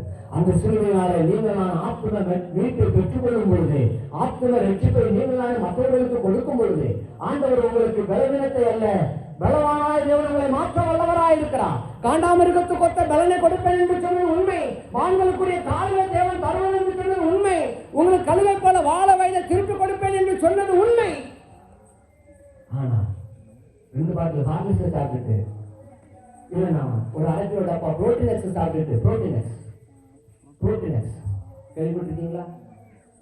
சத்து ஹார்லிக்ஸ் சாப்பிட்டா எத்தனை அடி வளர்ந்துடலாம்? ஹார்லிக்ஸ் சாப்பிட்டா எத்தனை அடி வளர்ந்துடலாம்? 4 அடி வளர்ந்துடலாம். ஹார்லிக்ஸ் சாப்பிட்டா 4 அடி வளர்ந்துடலாம். இந்த புரோட்டீனெக்ஸ் மனுஷனுக்கு ரொம்ப ரொம்ப தேவை. ஆனா அந்த புரோட்டீன்ஸை சாப்பிட்டு முடிக்க வருது. நான் என்ன சாப்பிட்டு புரோட்டீன்ஸ் டாக்டர் எழுதி கொடுக்குறேன். 40 வயசுக்கு மேல புரோட்டீன்ஸ் சாப்பிடுங்க சார், ஹெல்த்தா இருக்கலாம். நீங்க யூரினை டெஸ்ட் பண்ணி பாத்தீங்கன்னா அங்க 100% புரோட்டீன்ஸ் அப்படியே வெளியில வரும். அந்த டாக்டர் டப்பால போட்டிருக்கேன் 60.7% புரோட்டீன்ஸ் அந்த டப்பாக்கில் இருக்குன்னு இருக்குது. நம்மளுடைய யூரின் எடுத்து போய் அடுத்த நாள் காலையில டெஸ்ட் பண்ணீங்கன்னு சொல்லி சொன்னா நம்மளுடைய புரோட்டீனும் சேர்த்து அங்க 70.8% புரோட்டீன்ஸ் வெளியில தன்னோட வந்து சேர்ந்துருது. அடுத்த நாள் காலையில் போய் டாக்டர் போய் ஐயா சாப்பிட்ட புரோட்டீன்ஸ் எல்லாம் தன்னால வெளியில வந்துட்டேன், இதுக்கு மேல நான் என்ன செய்யணும்? ஆமா, அந்த டாக்டர் சொல்றாரு அது வரத்தான் செய்யும். இதுதான் மருத்துவம். ஆனால் உங்களை என்னை ஆராதிக்கிற தேவன் வைத்திருக்கிறவர் சொல்கிறார், நீங்களான அவருடைய வார்த்தையினாலே பிழைக்கும்படிக்கு, அவருடைய நீதியின் கிரியைகளினாலே நீங்களான வாழ்ந்திருக்கும்படிக்கு ஆண்டவராக இயேசு கிறிஸ்து உங்களுக்காக எனக்காக அந்த பஸ்காவுடைய மேடையில் அமர்ந்திருக்கும் பொழுது சொல்கிறார் சீசனிடத்துல, நானா நானா நானான்னு சொல்லி கேட்காதீங்க. ஆமென். நானான்னு சொல்றவங்களே ஒருத்தன் தான் இருக்கான். நேரத்தை தொட்டு சாப்பிட்டு போறவங்க உனத்தான் இருக்க போறான். வசனம் அழகா சொல்லுது. ஏசப்பா பக்கத்துலதான் யார் இருந்தா காட்டி கொடுக்குற யூதாஸ் இருந்தான். அந்த யூதாஸோட கேப்புக்குள்ள யார் போனா? எப்படி போக முடியும்? எப்படி போக முடியும்? அதுக்கு முன்னாடி 2 நாளைக்கு முன்னாடியே நம்மால போய் இந்த இயேசுவை காட்டி கொடுப்பதற்கு நான் சம்மதிக்கிறேன், முடிஞ்சு போச்சு. இந்த இயேசுவை நான் உங்களுக்கு முத்தத்தினால் அல்ல ஏதோ ஒரு வழியில உங்களுக்கு காட்டி கொடுப்பதற்கு இந்த இயேசு யாருமே தெரியாது. கூட பிடிக்கிறவங்களுக்கு கேள்வி நல்ல கேள்வியா கேட்டாங்க. ஆசாரியர்கள், லேவியர்கள், வேதபாரர்கள், பரிசேயர்கள், மூப்பர்கள், விசுவாசிகள் எல்லாரும் கேள்வியா கேட்டாங்க. ஆமென். இந்த இடத்துல எல்லாரும் உட்கார்ந்துருக்கீங்க. ஆமென். கேள்வி கேட்கறது எல்லாரும் எங்கதான் உட்கார்ந்துருக்கோம்? இங்கதான் உட்கார்ந்துருக்கிறோம். கேள்வி கேட்டவங்கலாம் கேட்டாங்க, எதுக்கு வந்தீங்க? ஏன் வந்தீங்க? எதுக்கு வரணும்? இன்னைக்கு ஏன் வந்தீங்க? நாளைக்கு வந்திருக்கலாம்ல, நாளானைக்கு வந்திருக்கலாம்ல, இதுக்கு முன்னாடியே வந்திருக்கலாம்ல, இதுக்கு பின்னாடியே வந்திருக்கலாம்ல, இதுக்கு முடிஞ்சதுக்கு பிறகு வந்திருக்கலாம்ல. கேள்வி கேட்டவங்க கேள்விக்கு ஒருத்தருக்கும் இல்லைங்க, தகுதியே கிடையாது. அவருடைய பலனுக்கு தக்கதாக தேவன் பலன் அளிக்கிறவராய் இருக்கிறார். அவருக்கு பிரியமானதை அவர் செய்து முடிக்க வல்லவராய் இருக்கிறார் என்பதை ஏற்றுக்கொள்ள ஒருவருக்கும் மனதில்லை. ஆசாரியன் கேட்கிறான், என் ஆராதனை கெடுத்துட்டீங்களா? நீங்க இன்னைக்கு வராம இருந்திருந்தா இந்த ஆராதனை என்ன சிறப்பாருங்க. அவர் இல்லை, இந்த ஆராதனையே இல்லையே என்பதை ஏற்றுக்கொள்ள மனப்பக்குவம் இல்லை. பரிசேயன் அழுகிறான், ஆண்டவரே என்னுடைய வீட்டிற்கு வாரும், என்னுடைய வீட்டிற்கு வாரும், எங்க வீட்டில் வந்து சாப்பிடும் என்று சொல்லுகிறான். இயேசுவும் ஆசையோட போறார். யார் வீட்டுக்கு? பரிசேயனுடைய வீட்டுக்கு. அங்க போன உடனே அவன் சாப்பாடை போட்டுக்கிட்டு சோற வச்சுட்டு குழம்பு வச்சுக்கிட்டு அந்த பக்கமா திரும்பி நின்று குழம்புன்னு புலம்புறான். ஐயோ, தெரியாம கூப்பிட்டமே, தெரியாம கூப்பிட்டமே. இவரு தீர்க்கதரிசியா இருப்பார் என்று சொல்லி நினைச்சோம். இவரு எல்லாத்தையும் அறிந்திருப்பார் என்று நினைச்சிருந்தோம். இவரு ஒண்ணுமே தெரியாதவரா, பாவியான ஒரு மனுஷன் வந்து நின்று அவருடைய பின்னாடி நின்று அழுதுகிட்டு இருக்கிறார். சோறு கொடுத்துட்டு இருக்கும்போது சோறு சாப்பிட்டு இருக்கும்போது, பரிசுடைய வீட்டில் சோறு சாப்பிட்டு இருக்கும்போது பின்னாடி இருந்து யார் அழுதா? பாவியான ஸ்திரீ அழுதுகிட்டு இருக்கிறார். ஐயா, என்ன மன்னித்ததுக்காக சோத்திர ஆண்டவரே, உன்னை காண்பதற்கு கிருபை கிடைத்ததுக்காக சோத்திர ஆண்டவரே, என்னுடைய பாவ உணர்வை அடையும்படிக்கு இந்த நாளையும் நாளிகையும் எனக்கு தந்ததுக்காக சோத்திர ஆண்டவரே சொல்லி கால கையை பிடிச்சி முத்தம் கொடுத்து கண்ணீரை தொடச்சி, கண்ணீர்னால பாதத்தை நினைச்சு, தலைமையினால தொடர்ந்து தொடச்சி அங்க உட்கார்ந்து அந்த அம்மா பராமரிச்சுக்கிட்டு இருக்குது. ஆமென். சாப்பிட வந்தவன் சொல்றான், அட பொம்பளை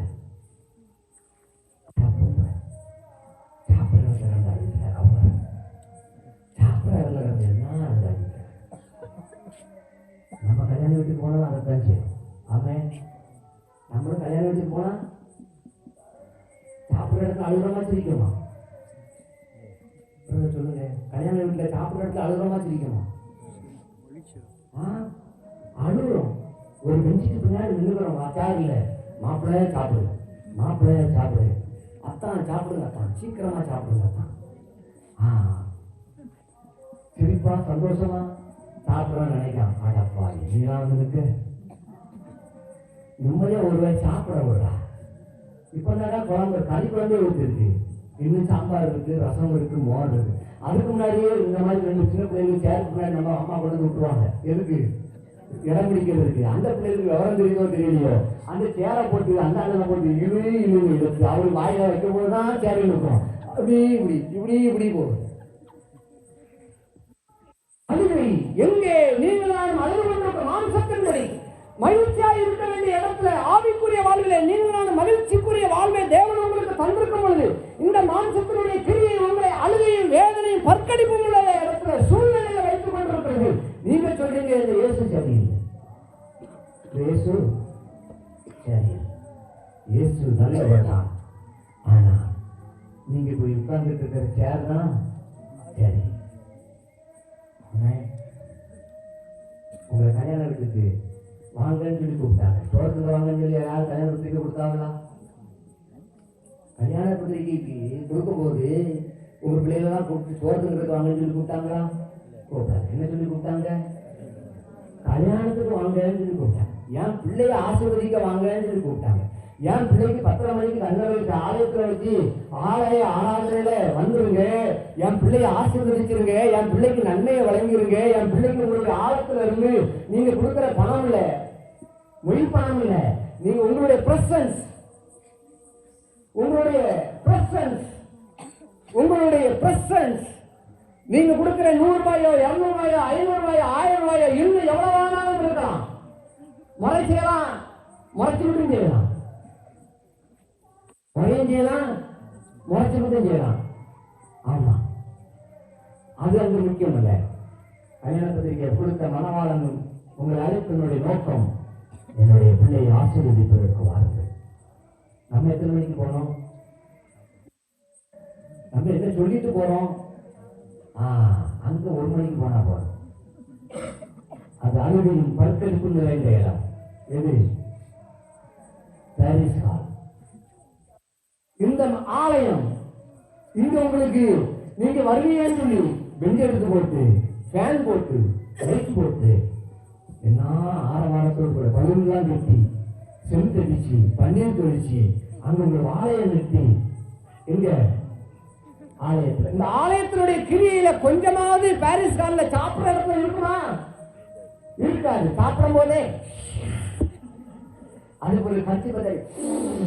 ஆமா, என்ன தொந்தரவு. இதைத்தான் ஆண்டவராகிய இயேசு கிறிஸ்து உங்களுக்காக எனக்காக கொடுத்திருக்கிற நன்மையை நீங்கள் நான் பெற்றுக்கொள்கிற விதமாய் பெற்றுக்கொள்ளாததுனால, பெற்றுக்கொள்ள வேண்டிய இடத்துல பெற்றுக்கொள்ளாமல், பெற்றுக்கொள்வதற்கு ஏற்றமில்லாத இடத்துல நீங்கள் வந்து உட்கார்ந்துகிட்டு என்ன ஆண்டவரை என்று சொல்லி கேட்பதற்கு உங்களுக்கு தகுதி இல்லை என்று சொல்லி கேள்வி நாளிலே ஆசாரிய இடத்துல, வேதபாரிய இடத்துல, பரிசேயர் இடத்துல இயேசு கிறிஸ்து சொன்னாங்க. நேற்றைய தினத்துல உங்களையும் என்னை அபிஷேகம் பண்ணின இயேசு கிறிஸ்து சொன்னாங்க. எது அபிஷேகம்? நற்கிரியை செய்வதும், நன்மை செய்வதும், பாடுகளை அனுப்பதும், மற்றவர்களுக்காக உங்களுடைய ஜீவனை கொடுப்பதும் அபிஷேகம். அபிஷேகம். காத்திருப்பது அபிஷேகம். காத்திருப்பது அபிஷேகம். டாக்டர் காத்திருக்கிறார், படிச்சிருக்கிறார், 7 வருஷம் படிச்சிருக்கிறார். கதவை திறந்தோடனே ஜெபம் பண்றார். ஏசப்பா இன்னைக்கு நாட்டில் ஒருத்தருக்கு என்ன செய்யக்கூடாது, காய்ச்சலே வரக்கூடாது. ஆண்டவரே சோத்திரம், ஆண்டவரே சோத்திரம், ஆண்டவரே சோத்திரம், ஆண்டவரே. 10 மணி ஆச்சு, மறுபடியும் அவன் ஜெபம் போகவே மாட்டேங்குது. உங்க பிள்ளைகளை அப்படி ஜெபம் வைப்பீங்களா? உங்க பிள்ளைகளை படிக்க வச்சு டாக்டர் ஆக்கி கதவை திறந்து 10 மணிலேருந்து 12 மணி வரைக்கும் சோத்திரம் சொல்லி ஆண்டவரே ஒருத்தர் இந்த மருத்துவமனைக்கு வரக்கூடாது. சரிங்களா? கோமாளியா இருக்காரு. படிக்க வச்சது இருக்கு, படிக்க வச்சது அவங்க வரைக்கும் என்ன செஞ்சிடணும், கை கால் விளங்காம போயிடணும், கண்ணு தெரியாம போயிடணும், காற்று போயிடணும், மூச்சு விட முடியாது, இருநேரோட பலவீனமாயிடணும். ராத்திரி ஆனா இன்னும் தமிழ் சாட்சி வாங்கிடலாம். ஆண்டவரே ராத்திரி 2 மணிக்கு நல்ல நேரம். ஆமென். நாளைக்கு ராத்திரி 2 மணிக்கு நல்ல நேரம். யாருக்கு? டாக்டர்களுக்கு நல்ல நேரம், கொள்ளைக்காரர்களுக்கு நல்ல நேரம், திருடர்களுக்கு நல்ல நேரம். இத்தனை ஆபத்துகளில் இருந்து தேவன் உங்களை காத்து வச்சிட்டு உங்களை பலப்படுத்தி சகாயம் பண்ணி நன்மை செய்து உங்களுக்கு காவலராக இரவும் பகலும் தூங்காதவராக உங்களுடைய வேண்டுதல்களை விண்ணப்பங்களையும் நடுநிசை இரவுல என் பிள்ளை அழக்கூடாது என்று சொல்லி உங்களுடைய கழுத்துக்கு கீழே அவர் கைகளை வைத்து உங்களுக்கு அமர்ந்த நித்திரையை கொடுத்துக் கொண்டிருந்தாரே, எங்கே இருக்கிறீர்கள்? என்ன செய்து கொண்டிருக்கிறீர்கள்? எதை செய்ய வேண்டும் இன்னும் என்று சொல்லி காத்திருக்கிறீர்கள்? எதற்காக நீங்களானோ இன்னும் பொறுத்து கொண்டிருக்கிறீர்கள்? எதற்காக நீங்களான இந்த இடத்துல நீங்களான அமர்ந்திருந்து ஒரு ஆத்மாவை ரட்சிக்காதபடிக்கு இங்கேயே நீங்கள் வந்திருப்பீர்கள் என்று சொன்னார். பரலோக ராஜ்யத்திற்கு போவதற்கு முன்னாக ஆண்டவர் உங்களிடத்தில் கேட்பது என்பதை உறுதியாக்கப்பட்டிருக்கிறது.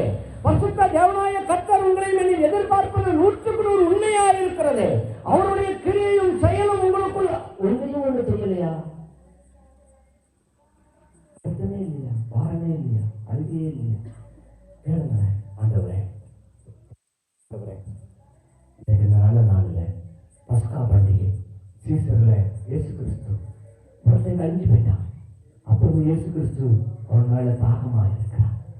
அவனுக்குள்ள பொல்லாத பிசாச போனதுனால அவன் இயேசுவை திரும்பி பார்க்காமல் போனான். அதுதான். ஆனால் இங்கே பேதுரு திரும்பி பார்த்தான். அவனும் மறுதளித்தான். ஆனா வேதம் அவனை குறித்து சொல்லுது, அவன் பிசாசு பிடிக்கல.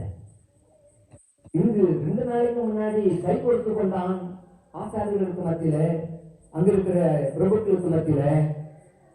கர்த்தருடைய வேதம் சொல்லுகிறது அவனுக்குள் பிசாசு போனது. இந்த இடத்துல ஆண்டவர் உங்களை வேண்டி அந்த காலங்களுக்கும் பிசாசுடைய கிரியைக்கும் ஆண்டவர் உங்களை விலக்கி வைத்திருக்கிறார். ஆமென். அல்லேலூயா. ஆமா, எவ்வளவு பெரிய கிருபை. உங்களை நீங்க யோசிச்சு பாருங்க. உங்களை நீங்க சற்று யூதாசை போல, இன்னும் வேதம் அழகாக சொல்றது, யூதாஸ் காட்டி கொடுக்கிறவனா இருந்தான். ஆனா இயேசு அவனுக்கு சாப்பாடு கொடுக்கிறார். இயேசு கிறிஸ்து அவனை நேசிக்கிறார்.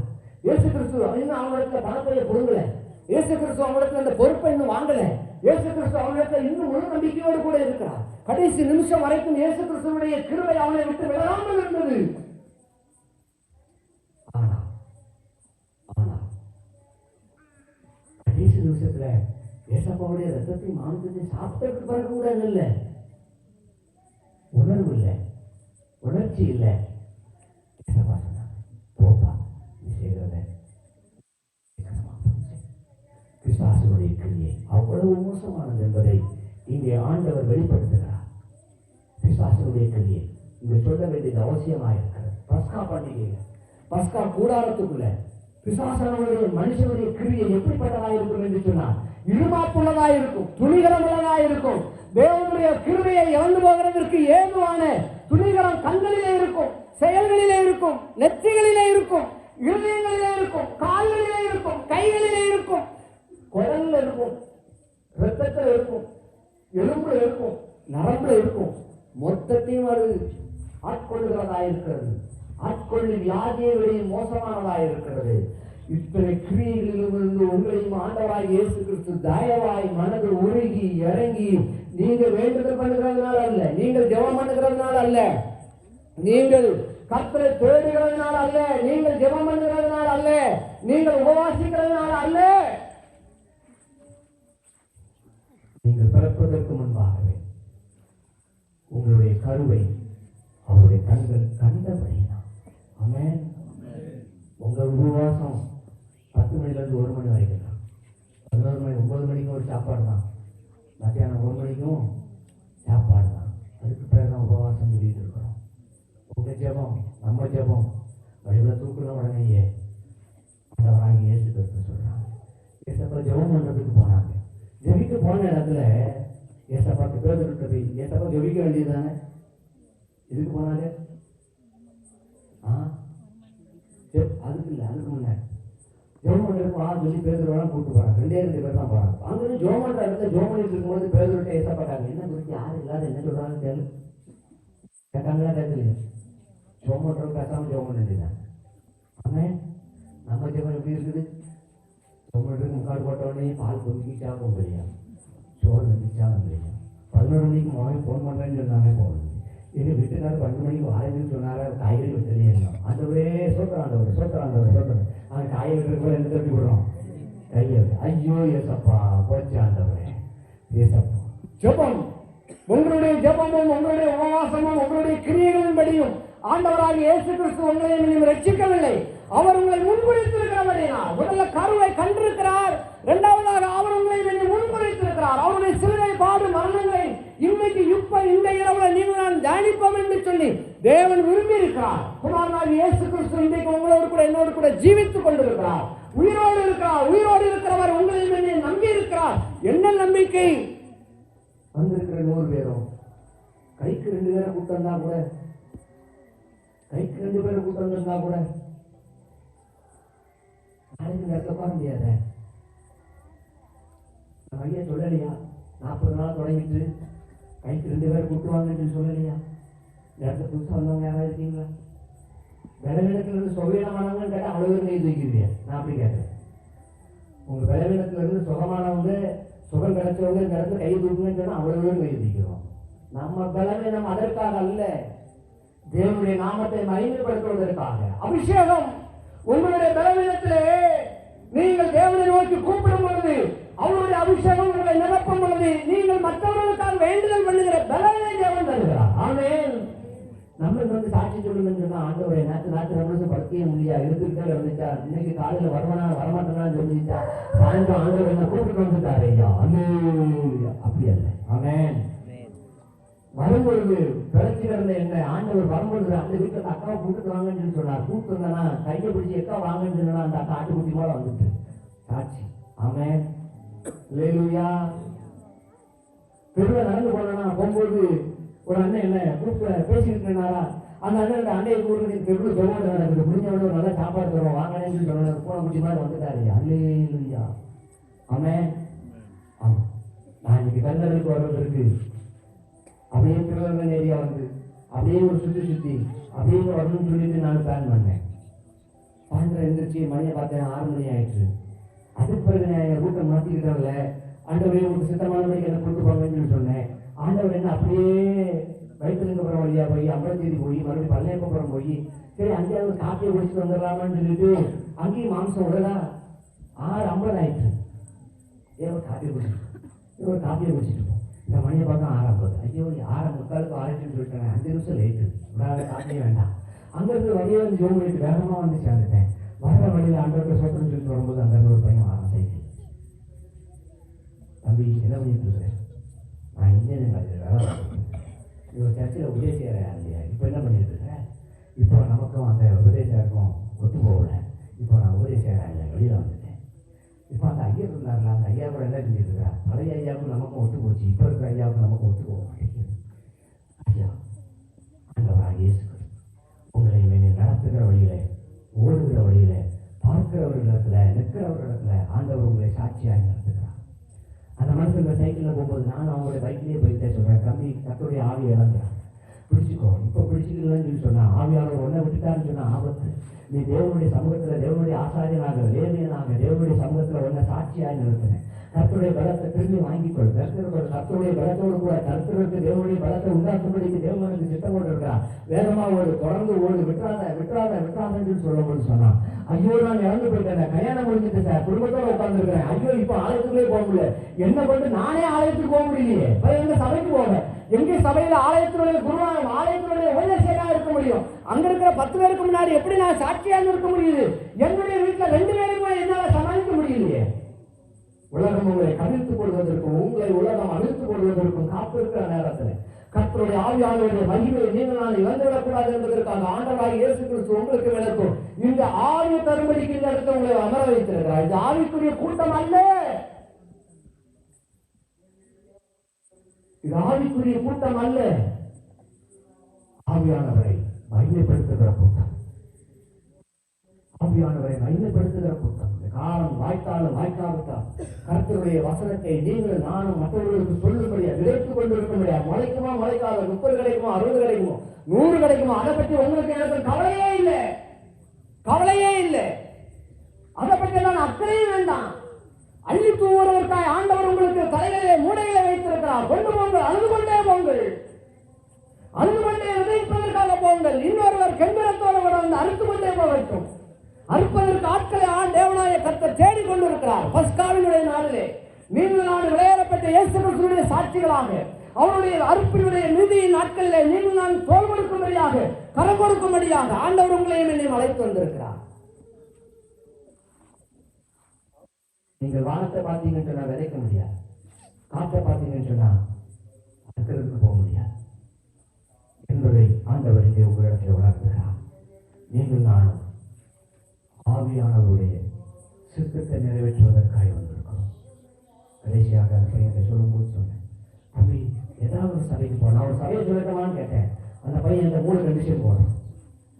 கூட்டம் நிறையா இருக்கும், ஞாயிற்றுக்கிழமை மாத்திரம் தான் கோயிலுக்கு போகணும், மிச்ச நாள் அந்த ஊரில் உள்ளே மண்ணிடிச்சு விடட்டும். 3வது லைட் ஒர்க்காக இருக்கும். ஆமாம், 4 லைட் வச்சிருந்தோம். வந்தவொடனே போச்சா போக முடியாது, போச்சா போக முடியாது. ஆனாலும் வெளிச்சம் இருந்துச்சு, அது இல்லையா? எந்த வெளிச்சம் இருந்துச்சு? இந்த லைட்டு இல்லைடா அந்த லைட்டு நம்மளால இருக்க முடியுமா முடியாதா? முடியும். ஆமே. இந்த 4 வெளிச்சம் இருந்ததுனால தான் நம்ம இந்த இடத்துல உட்காந்துருக்கோன்றது இல்லை. இந்த வெளிச்சம் கேட்டாலும் அந்த வெளிச்சத்திலே உட்கார முடியும். அந்த வெளிச்சமும் போச்சுன்னா இங்க நின்று பேசுறதுக்கு நம்மளால முடியும் என்று சொல்லி தேவன் சொல்லுகிறார். ஆமே. அல்லேலூயா. உங்களுக்கும் எனக்கும் வசதிகள் இருந்தாலும் வாய்ப்புகள் இருந்தாலும் தருணங்கள் இல்லாட்டாலும் எப்படி இல்லாட்டாலும் பரவாயில்ல, கர்த்தரிடத்தில் இன்னைக்கு உங்களை அர்ப்பணித்து செல்லுங்க. நாளைக்கு உங்களுக்கு இந்த நாள் உண்டா கிடையாதான்னு எனக்கு தெரியாது. ஆனால் ஆண்டவராகிய இயேசு கிறிஸ்து சொல்றாங்க, இன்னைக்கு நீங்கள் உங்களை 100 தனியாக அர்ப்பணித்து செல்லுங்கள் என்று சொன்னார். பஸ்காவில அவருடைய இரத்தத்தையும் மாம்சத்தையும் சிறுசிறுகளுக்கு கொடுத்து அவர்கள் புசித்து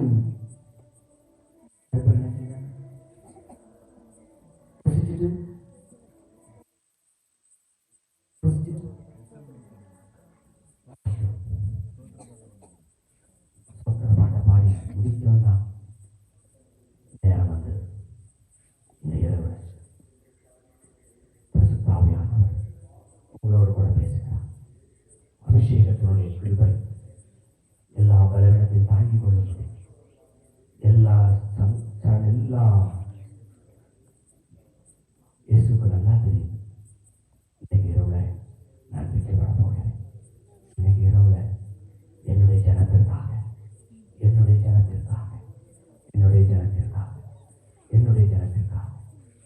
எதப்பாக்கு கவலையா சந்தோஷமா? உங்களுக்கு கவலையா சந்தோஷமா? அதோ ஏசப்பா விட்டுருங்க.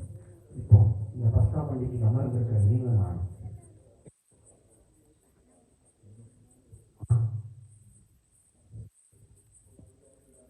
பஸ்கா பண்டிகையுடைய இறுதி நேரத்தில் வந்திருக்கிறோம். இந்த கூடுகையில கேட்கப்பட்டிருக்கிற சத்தியங்களையும் நீங்கள் வாசித்த சத்தியங்களையும் ஏற்றுக்கொள்ளுகிற உங்களுக்கு இருதயத்தில் வியாகுலமா இல்லைனா சந்தோஷமா? நமக்கு வியாகுலமாய் இருக்க வேண்டும், நமக்கு அழுகையாய் இருக்க வேண்டும், நமக்கு வேதனையாய் இருக்க வேண்டும். ஐயோ நான் ஒரு ஆத்மாவை ரசிக்கலையே, இன்னைக்கு போச்சே, இயேசு கிறிஸ்துவினுடைய ரத்தம் பசுமையா இன்னைக்கு பேசிக்கிட்டு இருக்கிறேன், என்கிட்ட பேசிக்கிட்டு இருக்கிறேன். அதனால நான் உங்ககிட்ட பேசிக்கிட்டு இருக்கிறேன். ஆண்டவன் என் வருஷத்துல 50 வருஷத்தை விட்டுட்டேன். நான் படிச்சுட்டு இருக்கிற இடத்துல என் பக்கத்தில் இருக்கிற பிள்ளைக்கு சாட்சி சொல்லாமல் போயிட்டேன். படிச்சு முடிச்சுட்டேன். ஆண்டவன் வேலை பார்த்துட்டு இருக்கிற இடத்துல இன்னைக்கு ராத்திரி உங்களுடைய சிலுவை பாடு மரணத்தை குறித்து நான் தியானிக்க போகிறேன்னு சொல்லலையே. இயேசு கிறிஸ்து எல்லாரையும் நேசிக்கிறான்னு சொல்லலையே. இந்த இயேசு கிறிஸ்து நான் கடைக்கு போன இடத்துல 2 பேரை பார்த்தேன், உங்களுக்கு இயேசுவை சொல்லலையே. இந்த தன்மையை நீங்கள் நான் எப்பொழுது ஏற்றுக்கொள்கிறோமோ அப்பொழுது உங்களுக்குள் இயேசு கிறிஸ்து உயிருள்ளவராயிருக்கிறார். இயேசு கிறிஸ்துவுக்கு இந்த நாள் எப்படிப்பட்ட நாளா இருந்தது? அவருடைய சீசர்களுக்கு துக்கம் நிறைந்த நாளா இருந்தது. இயேசுவை பிடிக்க வந்தவர்களுக்கு கண் தெரியாத நாளா இருந்தது. இயேசு கிறிஸ்துவை சிலுவையிலே அறைவதற்காக சதிநாசம் பண்ணி கொண்டிருந்த ஒரு கூட்ட ஜனங்களுக்கு குழப்பம் நிறைந்த இரவாயிருந்தது. அதிகாரிகளாயிருந்தவர்களுக்கு, பிரபுக்களாயிருந்தவர்களுக்கு, சண்டை போட்டுக் கொண்டிருந்தவர்கள் பிரபுக்களுக்கு இணைப்பை கொடுத்தது. 2 பேரும் ஒன்று சேர்ந்துட்டாங்க. இந்த இரவுல ஜென்மல பகை இன்னைக்கு இணைஞ்சிட்டு, ராத்திரி இணைஞ்சிட்டுங்க. இது அரண்மனையில் நடந்த நிகழ்வு. இயேசுவை பின்தொடர்ந்து போனவர்கள், இயேசுவிடத்தில் நன்மை பெற்றுக் கொள்ள நாளைக்கு காத்திருந்தவர்கள், நாளைக்கு, இன்னைக்கு இல்லை, நாளைக்கு இந்த இயேசு எந்த தெருவுக்கு வருவார், எந்த வீதிக்கு வருவார், எந்த கிராமத்துக்கு வருவார், எந்த சூழ்நிலையில என்னை பார்ப்பார், என்னை எப்பொழுது தொடுவார் என்று சொல்லி காத்துக் கொண்டிருந்த ஒரு கூட்டம். இன்னைக்கு ஆண்டவர் உங்களை நாளைய தினத்துக்கு காத்திருக்கிறவர்களுக்காக இன்றைக்கு இரவிலே உங்களை இந்த இடத்துல வைத்திருக்கிறார். அதைத்தான் சீசர்களுக்கு இயேசு அழகா சொன்னாங்க. எப்பா பயப்படாதீங்க, நாங்கள் வரோம். நீங்க எல்லாரும் என்ன செஞ்சிருவீங்க? எல்லாரும் என்ன செஞ்சிருவீங்க? செதறி போயிருவீங்க. ஒருத்தர் கூட நம்ம சேர்ந்து போவோம்னு கூட சொல்ல மாட்டீங்க. பேதுரு என் கையை பிடிச்சிக்க, மத்து என் கையை பிடிச்சிக்க, ஆமா வழியில துண்டக்கான நான் படைச்சா போதும். இன்னைக்கு இரவுல நீங்கள் நான் அப்படி இருப்போம் என்று சொன்னால், நாளைக்கு ரட்சிக்கப்படுவதற்காக, நாளைக்கு வாழ்வதற்காக, நாளைக்கு ராஜ்யத்தினுடைய பங்கை பெற்றுக் கொள்வதற்காக இன்னும் தேவனாய கர்த்தர் கோடான கோடி ஜனங்களை வைத்திருக்கிறார். நாம் மட்டும் படைத்துக் கொள்வோம். சீசர்கள் அதைத்தான் நினைத்தார்கள். இயேசுக்கு என்ன நடந்தால் நமக்கு என்ன? இயேசுவோடு கூட வாழ்ந்த காலம் போதும். சாப்பிட்டுருக்கோம், வாழ்ந்திருக்கிறோம், தங்கி இருக்கிறோம், தூங்கி இருக்கிறோம், முடிஞ்சு போயிருக்கிறேன். நாளைய தினம் குறித்து எனக்கு அதை குறித்து கவலை இல்லை. யாராவது இருந்தாங்களா? ஒன்னே ஒண்ணுதான், நான் படைத்தா போதும். இந்த இரவு அப்படிப்பட்ட இரவா இருக்கும் என்று சொன்னால் யுதாஸ் காரியத்துக்கு நடந்ததை காட்டிலும் கர்த்தருடைய வேதம் சொல்கிறது, அந்த மனுஷன் பறக்காம இருந்தா நலமா இருக்கும். உங்களை குறித்து என்ன குறித்து வேதம் என்ன சொல்கிறது? உங்களை குறித்து என்ன குறித்து வேதம் என்ன சொல்கிறது? இயேசுவுக்கு பின்னாடி போனவர்கள் பக்கத்துல 4 பெண்கள் தான் இருக்கிறாங்க. சீசர்கள் ஒருத்தர் இல்லை. அங்க விசாரிப்பதற்கு இயேசுவை அவார்டு கூட்டு போறாங்க, கிழக்கி மேக்கி அழைக்கிறாங்க. அங்க நடக்கிறத யாரும் வெளியில நின்று கேட்கவும் இல்லை, விசாரிக்கவும் முடியல, என்ன நடக்குதுன்னே தெரியல. ஆனாலும் கூட ஒரு கூட்ட ஜனங்கள் அழுது கொண்டிருக்கிறார்கள். இரவுலே அழுது கொண்டிருக்கிறார்கள். நீங்கள் அழுவதற்காக இந்த இடத்துக்கு வந்திருக்கிறீர்கள். அதைத்தான் நான் கேட்டேன். இந்த நாள் உங்களுக்கு மனமகிழ்ச்சி நாளா, அழுகையின் நாளா? அழுகை நாள் என்று சொல்லி ஏற்றுக்கொண்டு போவீர்கள் என்று சொன்னார். மரித்த இயேசு கிறிஸ்து 3ஆம் நாளில் உயிரோடு எழுந்தினவர் இன்றைக்கு உங்கள் மூலமாய் மரித்துக் கொண்டிருக்கிறவர்களுக்கு தேவபலனை உண்டு பண்ணி கொடுக்க ஆண்டவர் உங்களை ஆசீர்வதிக்க வல்லவராயிருக்கிறார். கண்களை மூடி கர்த்தருடைய சமூகத்தில், ஆண்டவரே, உங்களுடைய திரு சன்னிதானத்தில் நீர் எங்களை கொண்டு வந்திருக்கிற தயவுகளுக்காக சொல்றேன். உங்களுடைய மாறாத பிரசன்னம், கிருபை, இரக்கம், தயவு எங்களோடு கூட இருந்ததுக்காக சொல்லியிருக்கிறோம். இயேசுவுக்கு இந்த இரவு மகிழ்ச்சியான இரவு. இயேசுவுக்கு இந்த இரவு தேவனுடைய சித்தத்தை நான் நிறைவேற்றப் போகிறேன் என்று சொல்கிறான். இந்த நாளுக்காக காத்திருந்த இரவு இயேசுவுக்கு. ஆனால் உங்களுக்கு நேரம் இந்த நாள் அழுகையின் இரவாய் மாறுவதாக. ஆத்ம பாரத்தை குறித்து, ஆத்ம ரட்சிப்பை குறித்து, அழிந்து போகிற ஆத்மாக்களுக்காக, நாளைக்கு காத்திருக்கிற ஆத்மாக்களுக்காக, நாளைக்காக நான் படித்துக் கொள்ள இன்றைக்கு இரவு எத்தனை பேர் ஐயோ இந்த இரவு ஏன் வந்தது என்று சொல்லி காத்திருக்கிறார்கள், அழுது கொண்டிருக்கிறார்கள். இந்த இரவு எப்பொழுது எனக்கு விடியும் என்று சொல்லி காத்திருக்கிறார்கள். என்னுடைய வாழ்வு எப்பொழுது இருளை போல என்னை விட்டு விலகும் என்று சொல்லி காத்திருக்கிறார்கள். அதற்காக ஆண்டவர் உங்களையும் என்னை இங்கே சாட்சிகளாக வைத்திருக்கிறார். ஆண்டவர் உங்களையும் என்னையும் சாட்சிகளாக வைத்திருக்கிறார். ஜீவபலியாய் ஆண்டவரே, அந்த இயேசுக்கு பின்னாடி போனவங்களை அழுதுகிட்டே போனாங்க. இன்னைக்கு இரவுல அழுதுகிட்டே இருந்தவங்க இயேசு கிறிஸ்து ஒண்ணுமே சொல்லலை. அவங்க எல்லாரும் இயேசுனுடைய அன்பை அறிந்தவர்கள், இயேசு கிறிஸ்துனுடைய நன்மையை பெற்றுக் கொண்டவர்கள், அந்த கால இருளிலிருந்து விடுதலையாக்கப்பட்டவர்கள், பாவ கட்டுகளிலிருந்து விடுதலையாக்கப்பட்டவர்கள், சாத்தானுடைய கிரியையிலிருந்து அப்புறப்படுத்தப்பட்டவர்கள், தேவனுடைய சித்தத்தை நிறைவேற்றுவதற்காக தங்களை முழுவதுமாக ஒப்பு கொடுத்தவர்கள், அர்ப்பணித்தவர்கள், இரவிலே அழுது கொண்டிருந்த ஸ்திரீகள், இயேசுவுக்காக தன்னையும் தங்களுடைய வாழ்வையும் அர்ப்பணித்தவர்கள் என்று சொல்லி வேதம் பதிவு செய்கிறது. இன்னைக்கு ஆண்டவர் உங்களையும் அர்ப்பணிக்கிற வாழ்வோடு கூட கண்ணீர் நிறைந்திருக்கிற ஒரு இரவாய் ஆண்டவர் உங்களை மாற்றுவாரா? கண்ணீர் நிறைந்த பாரம் நிறைந்த இரவாய் ஆண்டவர் உங்களை மாற்ற வல்லவராய் இருக்கிறார். ரட்சிப்பின் கூடாரத்திலே உங்களுடைய தேவனுடைய கம்பீர சத்தம் தொழிக்கும்படிக்கு நீங்கள் நானும் அநேகருடைய எல்லாருடைய வீடுகளுக்குள்ளே ரட்சிப்பினுடைய கம்பீர சத்தம் உண்டாவதற்கு அர்ப்பணிக்கிற இரவாய் தேவன் உங்களை வைத்திருக்கிறார். ஒப்பு கொடுப்போம். கொஞ்சம் கண்களை மூடுங்க. பிள்ளைகளா கொஞ்சம் கண்களை மூடுங்க. உங்களுக்கு புரிஞ்சிச்சோ புரியல, வீட்டுக்கு போங்க புரியுங்க. ஆண்டவரே, எங்களை தாழ்த்தி ஒப்பு கொடுக்கணும். உங்களுக்கு சித்தத்துக்கு எங்களை ஒப்பு கொடுக்கணும். உங்களுடைய மகிமைக்கு எங்களை ஒப்பு கொடுக்கணும். உங்களுடைய மாறாத பிரசனத்துக்கு எங்களை ஒப்பு கொடுக்கணும். உங்களுக்கு சித்தமான இந்த இரவுல ஆண்டவரே, நீர் எங்களோடு கூட பேசின வார்த்தையின்படி எங்களுடைய வாழ்க்கையில் நீர் ஒரு மாற்றத்தை உண்டு பண்ணி கொடுப்பதற்காக சொல்லியிருக்கிறோம். உணர்வுள்ள, உணர்ச்சி உள்ள உங்களுடைய செயலை பார்த்தோம், உங்களுடைய தியாகத்தை பார்த்தோம். ஆண்டவரே, உமக்கு நாங்கள் சாட்சிகள் என்று சொல்லி அர்ப்பணித்திருக்கிறோம். பெரிய காரியங்கள் இயேசு நாமத்தோடு ஜெபிக்கிறோம். நல்ல பிதாவே, ஆமென். தாகத்தை தீருமையா அபிஷேகத்தை